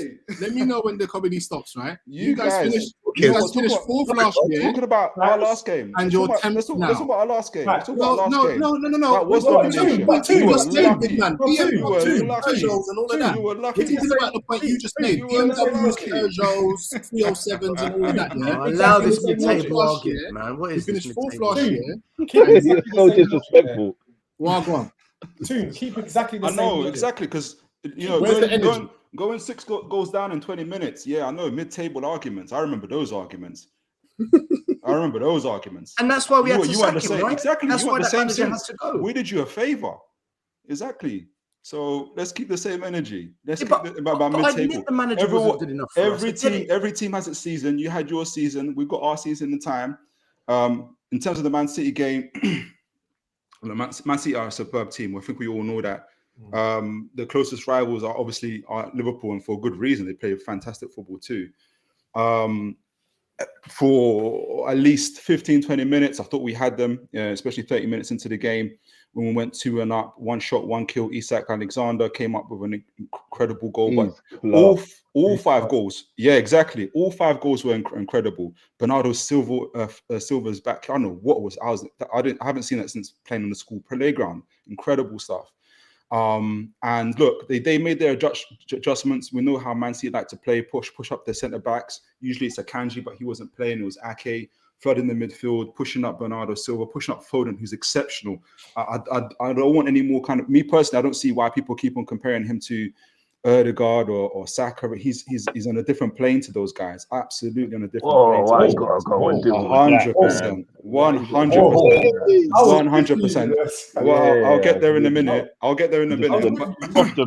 he's absolutely exceptional. when they, I tell you that when they sit down and he says to them, "Show me your trophies," then we'll know what time it is. No, you can't do that because you threw away 10 Hog trophies. You can't do that. You can't do that. This is what I'm saying. Where is the energy? I'm still waiting to hear why Newcastle were 10th. Why are Newcastle 10th? Oh, okay, I'll tell you that. So by game week 9, when we didn't have our injuries, we've been in Champions League. We spun the block on PSG 4-1. I hope you didn't forget that. We beat Aston Villa 5-1. We've been answering questions I didn't ask. I'm about to get. You like context. You're the context guy, right? So here's a context. Here's some context for you. I want to know why Eddie Howe went from a BMW to a 307. Here's some context for you. Well, just like you, we lead the injury table. Oh wow! Yes.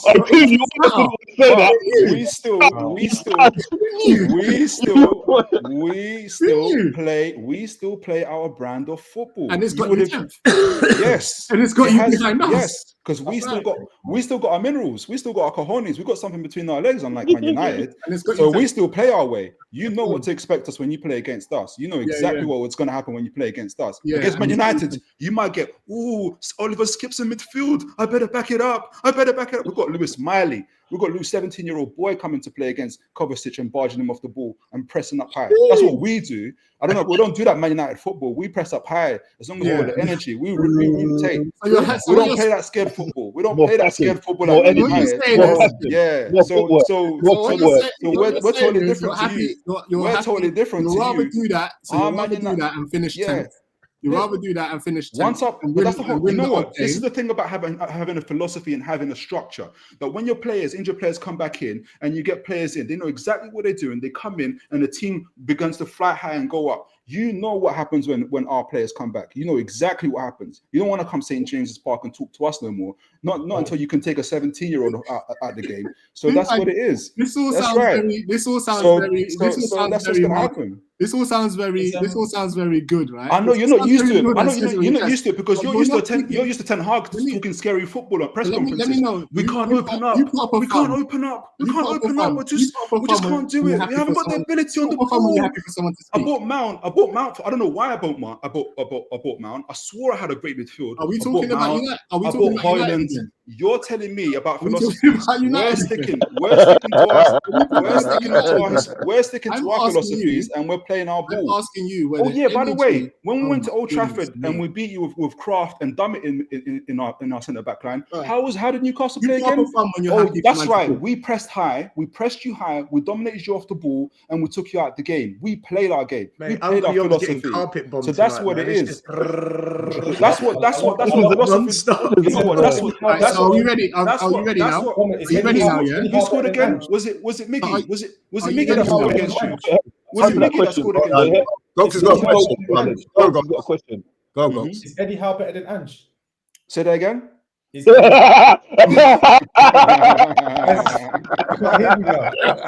Howe a better manager than Ange?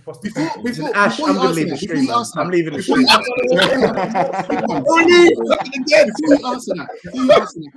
Before you answer that, quick one. Yes, sir. Right. So that's all very good, right? I'm not going to pretend I watch Newcastle as much as I watch United, right? That sounded very. Sorry, I didn't catch that. That sounded very fantastic, right? Your voice is quivering like Ten Hag's. Go on, sorry. Big man. Let me know when he's done. What you guys say? That sounds very good. Is that McTominay on the ball? We finished third last year, and we're 7th or 8th now, right? You finished fourth last year, and you're 10th, right? Yes, sir. So do you have the same energy for Newcastle as you do for United in terms of moving backwards? We don't play scary football. We play our philosophy. Big man, The it's a only yes or reason, no question, no. Okay, it's a yes or no question. You're gonna let? You're not answering the question. You're doing. I am answering the question. I am answering the question. So the energy. So what did quivering and making jokes? You're not answering the question. So what did me and Stel? What was our main point to you about Ange and about Ten Hag? It wasn't whether they're better quality managers or what's happening with Man United. Is that you don't stick to your philosophy. That was our main point. No. So when I say to you, I'm addressing the point. You're saying, here's my energy. Here's my energy. He won a trophy and finished third last year. Yes, sir. You said yes, but he's gone from a BMW. He did. He's now a 307. He chose a different philosophy. He chose a different car. You guys finished fourth and have gone backwards. Yes. You don't have the same energy. But we've gone out. Okay. If you don't like United, it is fine. Okay. So the main question to that, if you're right, the main answer to that is, why have we gone backwards? No, Toon. No. You don't want to do that. No. Why have we gone backwards? No. Anyway, let's go to the answer. You don't want the truth, no? Did we change? Did Eddie Howe change his philosophy? Let's talk about Ange. Did Eddie Howe change his philosophy? Let's talk about Ange, because this is. Leave Ange alone, man. Leave Ange alone. Let's talk about Man City versus Newcastle. How many injuries do we have? By the way, Joe Linton is out for the season. Nick Pope's out for the season. Tonali, we know what's happened to. We know what's happened to him. Sounds like you're talking about injuries. But guess what? We're still playing our way. We haven't changed. You're talking about injuries. Nobody does. Have you heard any fan, rival or Newcastle fan, saying, "I haven't seen Newcastle play like that before. I don't recognize this Newcastle team." Wind up, dude. Right? Wind up. Oh no! Eddie Howe. What can Eddie Howe do? Is it all right, Toon? Is it all right for Newcastle to get? You haven't answered my first question, by the way. Go on, sir. What's your first question? Is it okay for Newcastle to get relegated as long as they play their own way? Come on, man, you're being a bit. That's a silly argument. That's a crazy example. They're not going to get relegated. We're not going to get relegated. Hold on, Toon. I'll tell you why I say this, right? Okay. The question from Uncle Yum was fair, right? Which is, if you're saying that, and this turned into Man United show for some reason, but anyway, if your logic is that Man United were finished third and now look at where they are, they're 8th. But why is that my logic? Why did I say that? Hold on. This is what you said, right? And they're slipping and fish and all of this stuff.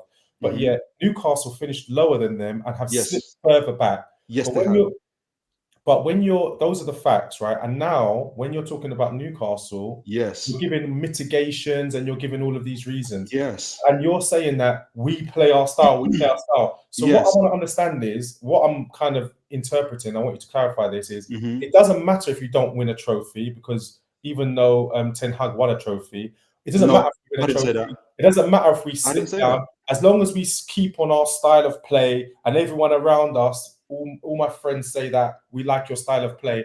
That's what matters. As long as we keep the philosophy, I think it's a little bit stubborn. You're being a bit stubborn here. Do you know what? Do you know what inherent point? What's the question? If we kept to our philosophy and lost that Spurs game, we're losing anyway. We would be. You're right next to us. We are mid-table brothers. You don't those headphones work. We stuck to our philosophy. He's a terrorist. He's a terrorist. Let's ask the first question. Is Ten Hag better than Ange? Is Ten Hag better than Ange? Is Ten Hag better than Ange? Not Ten Hag. Eddie Howe. I said Ange's got bigger minerals than Ten Hag. No, forget Ten Hag. This guy loves Ten Hag. Forget Ten Hag. Eddie Howe. You asked me the question. You asked me about Ten Hag. No. All right. I know that's a trigger for you. It's Eddie Howe. I misspoke. I apologize. All right, sir. Eddie Howe, a better manager. In what criteria? Not trophies, and not experience. I just asked. You just said. I'm just asking you. Yeah, not in trophies and not experience. However, I prefer. I would want Eddie Howe as a manager rather than Ange. He's younger, he's stronger, he's got a philosophy, and he's won the club over. Fuck off, dude. He said he's stronger. You're taking it now. Absolutely. Do you know what? I tell you, why I say that? What he know why I say benches that? more? What do Do you you know mean why I he say that? benches more? Do you know? No, he does. He does. Do you know why I say that? Do you know why I say that? Do you know why I say that? You know what? I say, You guys, Kanye you West guys. faster, stronger. Let me just remind you. Let me just remind you, because you guys support top. I'm done. Cut the show. I'm done. Take me off. Take me off. Cut the show. Let me just remind you where we're coming from. You guys have been enjoying Champions League, the champagne of winning cups. All your team, oh God, apart from Tottenham, but you've been going Champions League and doing all that stuff. Not us either. Arsenal. We've been at the Champions League for a very long time. Have you had Steve Bruce as your manager? What's No. The price of fish? I'm asking about Eddie Howe. This is what I'm talking about, Eddie Howe. He said to me, No, why we did had I say, the question was, why did I say that Eddie Howe is stronger? When you've got someone... Sounds like you're giving context. Exactly. Exactly. Just say this. So do you want me to answer questions? Eddie Howe. Do you want me to answer questions? Or do you want to answer your own questions? I want to answer my own questions. Okay, let's go. Let's the go show. Eddie Howe. It's the go show. Just say this, right? In summary, Eddie Howe is a better manager because we haven't had enough. I'll ask you a question. Did Jota dive? No worries. We haven't had enough. I'll fuck off too. Did Jota dive? Did he lose his goal? I think he lost his goal. Goats has literally been the most quiet person. He said, "Oh, it's the Goat Show." Fucking wind up. Jota saw the open goal. That one out of nowhere. Saw that open goal. Thought, oh, it's 3-2. If I miss this and they go up the other end, it makes it 3-3. I bet we won, right? Exactly, because you cheated. We won, right? You did win, and you know what? You deserve to win. So why did he dive? Why did he dive? Pack it in. We won. What are we talking about now? Pack it in, man. We won, right? I'll answer my own question. He dived. We won, right? What's the next question? But anyway, Eddie Howe's a better manager than Ange Postecoglou. In different categories, yes. No, not in different categories. In general. You don't want me to answer questions, do you? I literally just said. I'm trying to explain how, and you're talking about diving for some reason. Like it's like a sleight of hand. Because you won't answer. You answering your own questions. I don't Bro, know. you think Sam Allardyce is better than Postecoglou, man? I swear to God. No, but as a Premier League manager, he is. He's won more games than him. Oh, this is ridiculous. Big Sam. And you know what this is? This attributes back to Glock's point. It's too early. That's all we're saying. It's too early. So Eddie Howe's better. So then everyone agrees that Eddie Howe's better than. I understand Stelios, yeah, because he's been starved. But I don't get you. I don't get what you're doing, dude. So I'm saying, you know what it is? It's when you've had nothing to hold on to. You had nothing to hold on to. The smallest, pause in advance, but the smallest thing, will make you feel like as if like this is the best in the world. Like you like Postman he's been there for a minute. Like, can you not see the way he's changed the whole club around, bruv? Can you not see what he's doing? That's too quick. That's too quick. You know how many Spurs managers we've said this about? Like that start off really well. And then, why are you catching a stray one? Why is Chicks catching a stray one? Sitting there minding your business, bro. You know what I mean? You're caught in a crossfire for no reason. Man said Sam Allardyce. Sam Allardyce. Come on, what are we doing there? Sorry, Uncle. But hold on, Ash. Statistically speaking, are we wrong? What about what? The fact that Ange has done it so quick means how good of a job he's done. That's the whole point. What's he done? What has he done? He took us from 8th to challenging for top 4. Whoa, we are halfway through the first season. Even too long. Champions League isn't that the minimum expectation of a Big Six club? Champions League. We've been out of it for how long? All right, in that case, we won the league. Obviously, we've had a lot of injuries. So that's stay with it. Injuries and context. So no, but you know what? The guy took us to the Emirates where we never win, and twice we were 2-0 down. We were goal down. He brought us back. We went away to United. Twice we were down. He brought it back. We went away to Gibbs. He had 3 times we were down. He brought it back. What I'm saying is he's put resilience back in the team. He's got us playing nice football. He's using players that were all written off by previous managers and they're part of the team right now. I just think the guys come into a club. Look, Levy out, Enoch out. It was toxic at Spurs, man. Everyone was turning against the club. Even the fucking board hated what they owned. He's come in and he's just swung it around completely in 3-4 months. I think we've got a top manager on our hands if we back him, man. I really do. And you're telling me that Sam Allardyce is better? I want to kill myself, man. You know what? Be careful about getting carried away. He's going to burn you, honestly. I'm not getting carried away. I think he's doing a great job. You're listing your accolades, and one of your accolades was that you beat Arsenal. Come on. No, we drew. Come on, bro. I'm doing the top 4 challenge. Dude, Jose got pumped there. Conte got pumped there. Everyone gets pumped there. He's gone there. And he took it. He took the game to Arsenal. He took it to him. Do you know what? Box is right, though. You know, you don't get overly carried away with this. Like, he's doing well, but you're already saying that because he said Eddie Howe's better than that. Don't change tune. He's been doing it. How long is Eddie Howe? How long philosophy is that 2 years? Fantastic. 2 years. He is Klopp. When's the last time he beat us? He is Klopp. When's the last time he beat us? Where's Mainu? He's still at St. James's Park. Don't change now and start saying, man, be cautious. Anyway, I believe you was talking about Newcastle. Yeah, we were talking about Newcastle, but I just want to pivot it slightly. And I'm asking this question here. Is KDB better than your legends? Impossible. So when I say legends, I'm talking about that midfield. Is KDB now, like, he came on literally Someone say better than Gerrard. Did somebody just say that? He's asking, like, is he better than Gerrard? Yeah, Gerrard is better than Arsenal. Yeah, I think he's better. Better than Vieira. The only one that's better than him is Paul Scholes. I think he's better than Gerrard. I think he's better than Lampard. Or at least on par with Lampard. But I think the only one is Paul Scholes. The only one that is better than him. Why is Scholes better? I think, I tell you what, how many times has Paul Scholes retired? Twice. Because the first time he retired, Alex Ferguson had to beg him to come back, and he did come back and win the Premier League. That just shows you how influential. That's the stuff of legends. I don't know how many titles he won. Right? You've got so one quick question here.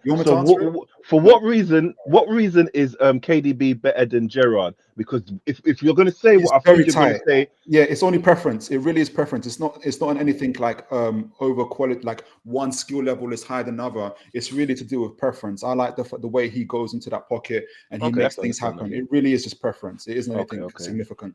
What does Gerrard do that KPV? What's his? Sorry, call him a packet of peanuts. Well, he wins leagues for a starter. He wins leagues, and he does that It does that almost carrying that Man City at times. It's been. I mean, like, what does Gerrard do that is better than KDB? KDB. Sorry, I think you're everything bar passing. Probably, I almost said about driving the ball forward, but it's not. Again, De Bruyne is the best passer. Yeah. He's one of the best passers I've seen. With the ball. Everything better than passing. That's what I'm saying. It's preference, really. It's preference. No, it's not. It's facts. Everything bar passing. Are you saying what is KDB better than? You're going to be splitting hairs, right? You're I think Gerrard was in a team, but Gerrard couldn't carry his team over the line to win. I think Gerrard was in a team where he had to do more. Right, I think that Liverpool team that Gerrard, well, he went through various different Liverpool transitions, right? But there was times where Gerrard had to do pretty much everything in that midfield. I don't think KDB is in that circumstance, so it's hard to say, right? And even as a United fan, it's not hard to say. You just said the reason why. It's hard to compare because we've not seen KDB in a situation where he's had to do that. Is what I'm saying. Yeah, right? But we've seen him get huddled out the back door at Chelsea. We never saw that happen to Gerrard. Yeah, that's fair. That's fair. I'm not saying one or the other either way. I think that. Yeah, but we've never seen Gerrard at another club. Comparison with Scholes is a more likely comparison because Scholes was also in a position where he had Keane behind him, who was mopping up. He had a team that was functioning very well. And even as a United fan, I would say we're splitting hairs. I will still say Scholes, but that's probably because of the length and the period of time.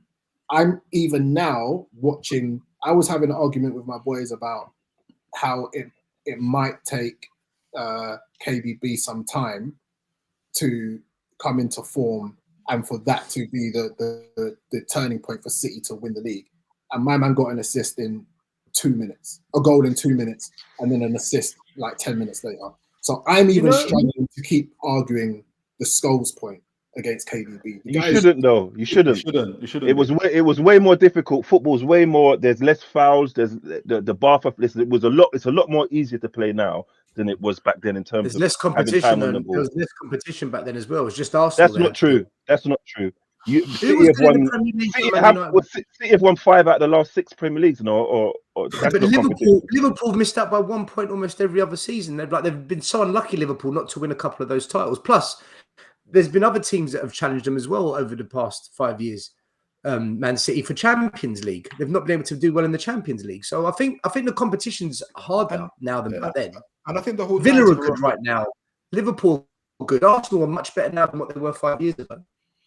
And I think the narrative around, but Gerrard had to carry a team. At the same time, if you go to a class of A-class students and you're an A-class student, it's hard to shine. And De Bruyne shines amongst that City squad. He really does. He's probably arguably been the best player for the last 5-6 years. It's not hard to shine at the time that Liverpool squad is, when everybody's BB plus and you're the A-class player to look outstanding. So I don't necessarily think that, because we're kind of saying, but he's in Man City. So of course it's almost like going to be, I don't know if we're saying it's going to be easier, but I think it's, we've seen a lot of players come to Man City, get eaten up, and we don't see them again. Whereas that's what my point was with the Gerrard thing. My point was that KDB is in a team that's functioning very well and therefore doesn't have to do certain things, whereas Gerrard has played in Liverpool teams that wasn't functioning very well and still shone. What does KDB not have to do? Gerrard had to do. Gerrard was winning balls at the end of his own box, driving to the other end of the box and scoring goals. He doesn't have to tackle. He doesn't. KDB doesn't have to tackle in the same way that he does in the Man City squad. He doesn't have to tackle. I'm telling you, he doesn't have to tackle in the same way that Gerrard and Scholes and these guys had to get stuck in. And I understand your point about shining in a good squad, but when you are playing in a poor squad and you give someone a pass. Gerrard's passing to Jay Spearing. I don't even know if you remember who that is. Yeah, I know. Passing to him, and the guy's losing the ball, and he's making up ground, doing a slide tackle, bollocking him for losing it, spraying it out. Fortunately for KDB, he's got, he had Fernandinho, he's got Rodri, who do the dirty work and allow him to play. It's difficult for me personally. I've been thinking about this. I've been listening to you guys talk, and it's difficult for me to honestly say that Gerrard's better than KDB, in all honesty, because KDB just a phenomenon. I think if I was to weigh it all up, one thing I will say is that he gets injured an awful lot, which may be outside of his control. But I think you've got to weigh that in, that you're going to get someone with phenomenal talent, but they're going to probably pay half of the season, right? And just on a personal preference, I preferred Yaya Toure at his peak. Yaya Toure at City was one of my favourite midfielders, simply because he played. I don't know too many midfielders that can play a holding midfielder and then halfway through the game transition into a number 10 and still be bossing the number 10 role and scoring goals. And for me, he's probably one of my favourite Man City players. Just put that in as an asterisk. But I don't know if I can say that Gerrard's better or KDB's better. I hear both arguments. And can I ask you a question? Guys, I want to ask you a question on this, right? So we're looking at players at different clubs, but he had to do this, but he doesn't have to tackle. I'm not saying it as a Spurs fan. I'm just saying it for the sake of the conversation, right? What if you're a top player, but you're at a club that never really gets to finals, you don't really compete for much, and you don't have the same kind of investment as the other teams? I'm talking about Harry Kane. Yeah. Every year, bangs in 25, 30 goals, 10 assists, no matter who the manager is, what the system, Mourinho, Conte, Poch, Sherwood, Stellini, whoever, bang, bang, bang, bang, bang, right? Mm. But because he's at a club that just doesn't win anything ever, he's not in the bracket of a Gerrard, a Lampard, a KD. What do you do? What do you say about a player like Harry Kane? I'm not being biased. I'm just asking. He's been playing as one of the best. I've never heard a top 5 Premier League without any medals. Strikers without Kane mentioned. Everyone rates Kane in that bracket. No, but they don't. They don't. I disagree, Uncle Yom. I often have discussions with people who say Kane is good, but he's not world class. And this goes back to nonsense. I'm not saying he's not world class. I often hear this, right? And this goes back to our conversation at the beginning of this whole stream where we started getting into stats. And the problem with being statisticians is that you miss out a lot of the important stuff, because people say, how can he be world class? He's never won anything. That's what they often say, right? Against Kane's name. And there was even a point when he was going to go to Bayern, and people were saying, no, he's going to stay in England because he has to beat Shearer's record because that's the only thing he's going to get. Yeah. For me, like he's top quality. He is world class. Even when he was at Spurs, and you're right, like he was consistent year in, year out, Golden Boot or up there, even though he didn't win anything. And I think Gerrard suffers from that as well. People say, oh, he didn't win the league though. And it kind of goes back to that Harry Kane point. I think it's different. I think even in Kane's own words, when he came to Bayern Munich, he said it's totally different here because you're in a team now that is expected to win every other game, just as it was at Man United, at Arsenal, all the players. That's when we see legends. That's when we see greatness. When you're expected to win and you live up to that occasion, it's more than just the quality and scoring all those goals. Kane himself now is saying, look, I'm in a whole different environment where there's that expectations and I can see the difference. And so up to this time, he's just been playing vibes football at Spurs. And when you don't have that pressure on you, you can score all those type of goals. So wait, what are you saying to him? He's not world class? No. It's not by world class. We're talking about who's the best who's a legend in the league. No, but do you agree that Kane's world class? It depends on what your criteria is. So I look at world class. I look at the world class as this is 11 positions, 11 men on the field. Who are the top 3 people in that position in world football at that time? So I'm pretty sure very much so that Kane would have, it probably still is actually up to this point, one of the top at that time. But for him to go to Bayern Munich, he himself is answering the question whether he's a legend or whether he's great or not by going to Bayern Munich and getting himself some trophies. So I get that. Because didn't Shearer won the league? He won one Premier League, with Blackburn, right? Yeah, and didn't win Nothing. much after that. And for me, if you're talking about the best Premier League strikers of all time, Shearer, it's a no-brainer, right? It's Shearer, Kane, and Henry. For me, not in only Henry. It's only Henry. And then you're talking about Shearer and Kane after that. I don't think there's many that come. Harry Kane's assists are crazy though, man. For a striker, he creates so much. He was at one point he was our number 1 assist player as well. He was number 1 assist and goal scorer, right? And he was literally playing a 10 and a 9 in the same match. Like he's ridiculous. I don't know how anybody could say that. I think if Kane went to Liverpool, Man City, Real Madrid, Barca 3-4 years ago, those teams would have cleaned up. I agree. Maybe not Barca, but I think those teams would have cleaned up with him, man. I think he would have just. But we don't know that yet. We don't know that yet because we're talking about pressure. We're finding out now what Kane is made of. Bayern Munich have they won anything? Have they won any trophies yet? Not yet. They've been in finals with him. We need to fight. He himself is going there to find out for himself, can I win trophies? We're assuming because we see his ability and we know what he can do. We're not questioning that. But can you do it when it counts? Can you win that trophy? What Paul Scholes has done, what Thierry Henry has done, what all these, we talked about. He needs the chances, right? He needs to be in finals because at Spurs he was never in finals. He got 2 finals, one of them he was injured in. So, but there's certain players you just know it's going to work, right? If you watch Marlon at Dortmund, and when City got him, we all just knew it's just going to work because of the way he plays football, the way he attacks the goal, the way he scores goals. I think Kane is a similar type of player in that. I agree. It doesn't matter where he goes. Like the guy is just, that's just what he's just a machine. That's just what he does. So on that topic then, and this is a question for Chinks. So let's say Van Persie, yeah? Was Van Persie? No, this is a serious question, right? Has to get Man United involved somehow. This is no smoke. Was if we're talking about like, I think where the conversation's migrated to is, can a player be a legend or world class without winning anything, right? So when Van Persie was at Arsenal, he was a killer. No two ways about it. Scored a phenomenal goal against Liverpool. I remember. 2 years, off maybe. the shoulder, left foot, disgusted. So when he was at Arsenal, he didn't win anything. Was he still a world-class striker? Because he went to Man United, and that season they won the league and he won something. Was he not a world-class striker until he went to Man United, or was he a world-class striker at Arsenal, but it's just a world-class striker in a team that doesn't win? That's a good question, you know. That's a good question. Because I don't remember exactly who was his competition while he was at, because ability-wise, he's up there. It's undeniable, you could say, but then is that enough?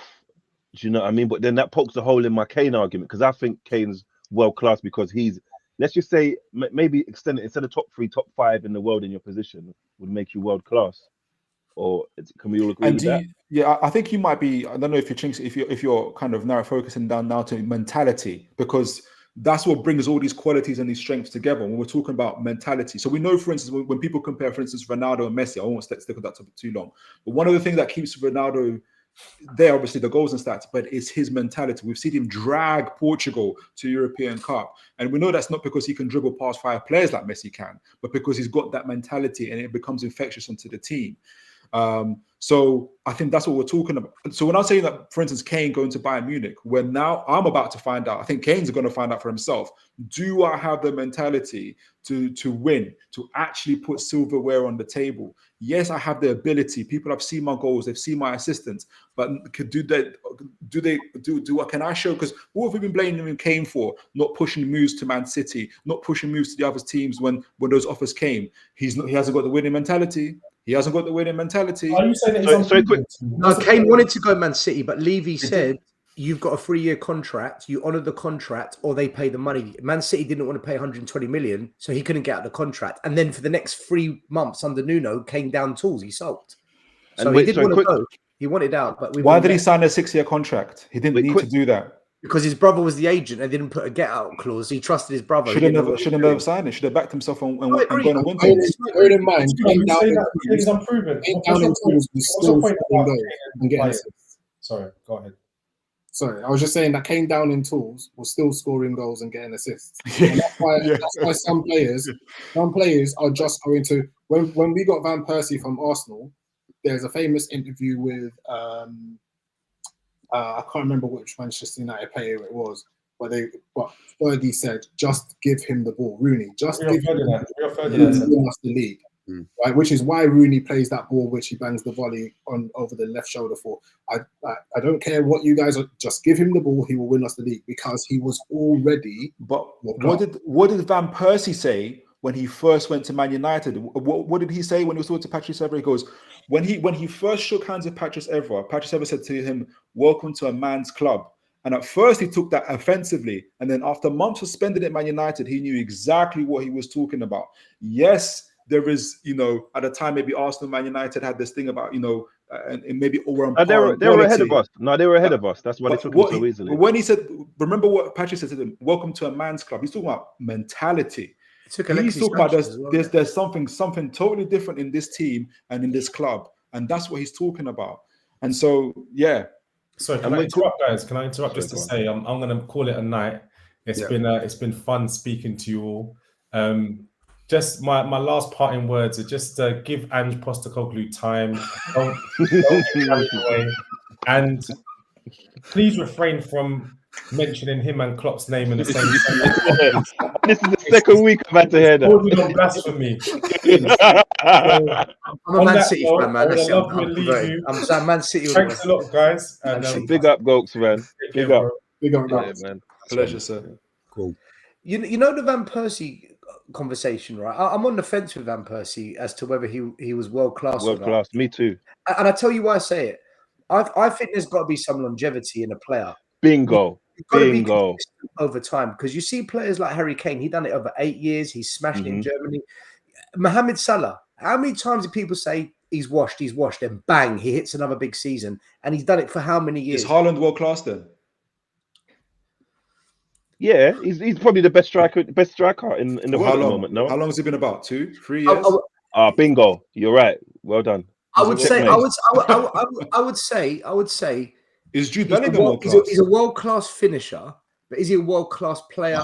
I think if he does it for another 2-3 years, then it's 100% yes. It all depends on criteria. I think people don't like not saying here, but tactics. If he doesn't do it for another 2-3 years, then you just say, well, that was just a fluke. Those 3. But we've got different criteria. I'm saying Scholes did it for how many? 15 years. Yeah, I think if we all agree on what the criteria are, then I think it'll become a lot more clearer. Because after that, it's just preference. For instance, I think it's just preference. And you know why that's necessary, too? Because we could be up here having a conversation about Me Too being world class if we don't. Do you know what I mean? So well done. Yeah. The problem here is you would have said 4 or 5 years ago, Dele Alli. He's going to be world class. He's one of the best youngsters. No. He was for a hot minute, though. No. Let's not do that. Remember what Dele was doing at Wimbledon. No. Let's remember what Dele was doing. He was a good player. What Dele was doing for that season. This is the danger of doing that without having criteria. When people are comparing players, and because people are now thinking about techers, they're talking about technique and stuff, which is important. You can't be a footballer unless you've got technique and quality, but then you also need a whole load of other criteria: mentality, winning under pressure. Look at Saka now. People were comparing him to Foden, and he got doubled up on. He's got doubled up on. He can't play anymore. Yeah, doesn't Foden get doubled up on? Doesn't he get kicked and punched every other game? What's the one thing that Guardiola said about Foden that he rated him on? He goes, Foden can make a mistake. But fuck off. I'm not letting you play that tune because Gomez punched Jorginho. So I'm not letting you get away with that. Mentality. No, I think you're right about having criteria for what world class is, but I don't think world class is something necessarily a box that you stay in. Right? I think some people are you throw in it, and then they float, and then Fernando Torres. Can somebody say Fernando Torres? Yeah, so I'm not going to say Dele Alli wasn't world class. He probably would. He was never world class, but people say he's going to be world class. But then look, he just fell off a cliff. I think you've got to do it for 5-6 years. Yeah, he was dope. He was dope for a little while, and when he was good, he was really good. And he never had it in him. Never had it in him to be world class. Come on, let's not forget what the way he's dropped off. Just like Mr. Stelios has dropped off. He's never had it in him. That's the truth of it. We don't like to say it. He had the potential. He could do this flick and look at that goal and da. At the end of the day, you need heart, you need mentality, as well as all those quality. You need the longevity, you need discipline, you need the work rate, and you need to keep it going. And unfortunately, Dele Alli, for all of his talents, never did do that. And so that's why I always say that he never really had it in him. There's so many players. Abdul Tarat had techers. Time has proven that he didn't have all of that in him, right? What I'm saying is there was a season or two where he was performing at such high levels, and for his age, absolutely, people were saying if he does have all of those ingredients that you'll mention, absolutely, something special. Absolutely, you know what I'm saying. Yeah. So I think if we're talking about world-class players, I think yes, there is something about longevity. I think you can be world class for a shorter period of time. It doesn't necessarily have to be 10, 15 years. I think if you're talking your 10, 15 years, then you're talking about great players. Yeah. You're talking about legends. Yeah, guys, I just want to say, first of all, thank you for coming on, because I'm going to end the show here. I had another debate, but I'm going to save it for next week because we'll be here all night otherwise. But yeah, big yourselves up for coming on. Big up to people in the chats as well. And people at home watching on TV or on your phones that haven't got involved, I still appreciate you, man, because I'm the same, man. I sit at home and I just enjoy the show. So please make sure you like, share, and subscribe. Tell a friend to tell a friend. Let's help to get this channel up there. But yeah, man, big yourselves up. Want to big up Chinks. Thanks for coming on, bro. Thanks for having me, man. Where can we find you? Obviously here. Here, man. Here and here only, man. Cool. And big up Yomes, Uncle Yomes, always causing havoc, which I love. No, he didn't do that this week. He didn't do that. He hates Man United so much. Chicago Bulls now. You see what I'm saying? Oh my goodness. It is what it is. Sorry. Thanks for being there, yo, man. Because with the title of the stream, what I expected to come in here and face, I've avoided all of it. So really has. You're my shield. You're my shield today. You're my bodyguard. Man. Gunagar, you know what? So halfway through, I have to stop reading the comments sometimes. Come on. Oh my God.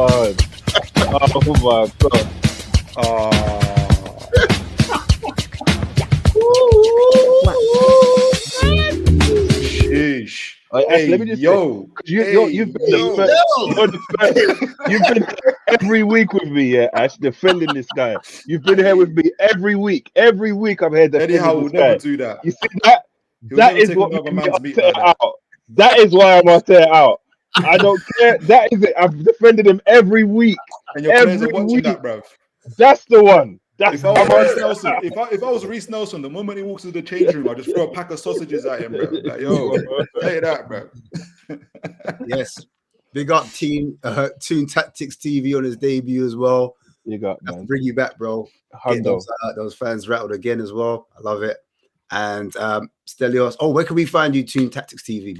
Oh yeah, I'm on X or Twitter, YouTube, Instagram. You'll find me on Toon Tactics TV. Come and have a watch. It'd be great to have you guys on at some point as well. So yeah, Toon Tactics TV. Cool. Stelios, thanks for having coming on. Sorry, and where can we find you again? Yeah, no, it's good to be on the show, you lot, man. I'm glad I've come now because I can be prepared next time. Now I know what everyone's like. Now I know Toon Tactics is like a lawyer. When he talks, it's like in court. I'm gonna bring lawyers next to me next time. Yeah, I'm gonna wear Ange t-shirt so you can just take it easy on me, like. Come with that white wig with the long thing they have in court. But yeah, man, I'm sorry I couldn't read out everyone's comments. It's not easy to navigate as well as the debates going on. But yeah, big yourselves up again every time. Well, love, man. Peace out, people. And man. Spurs, come on, you Spurs. Pleasure.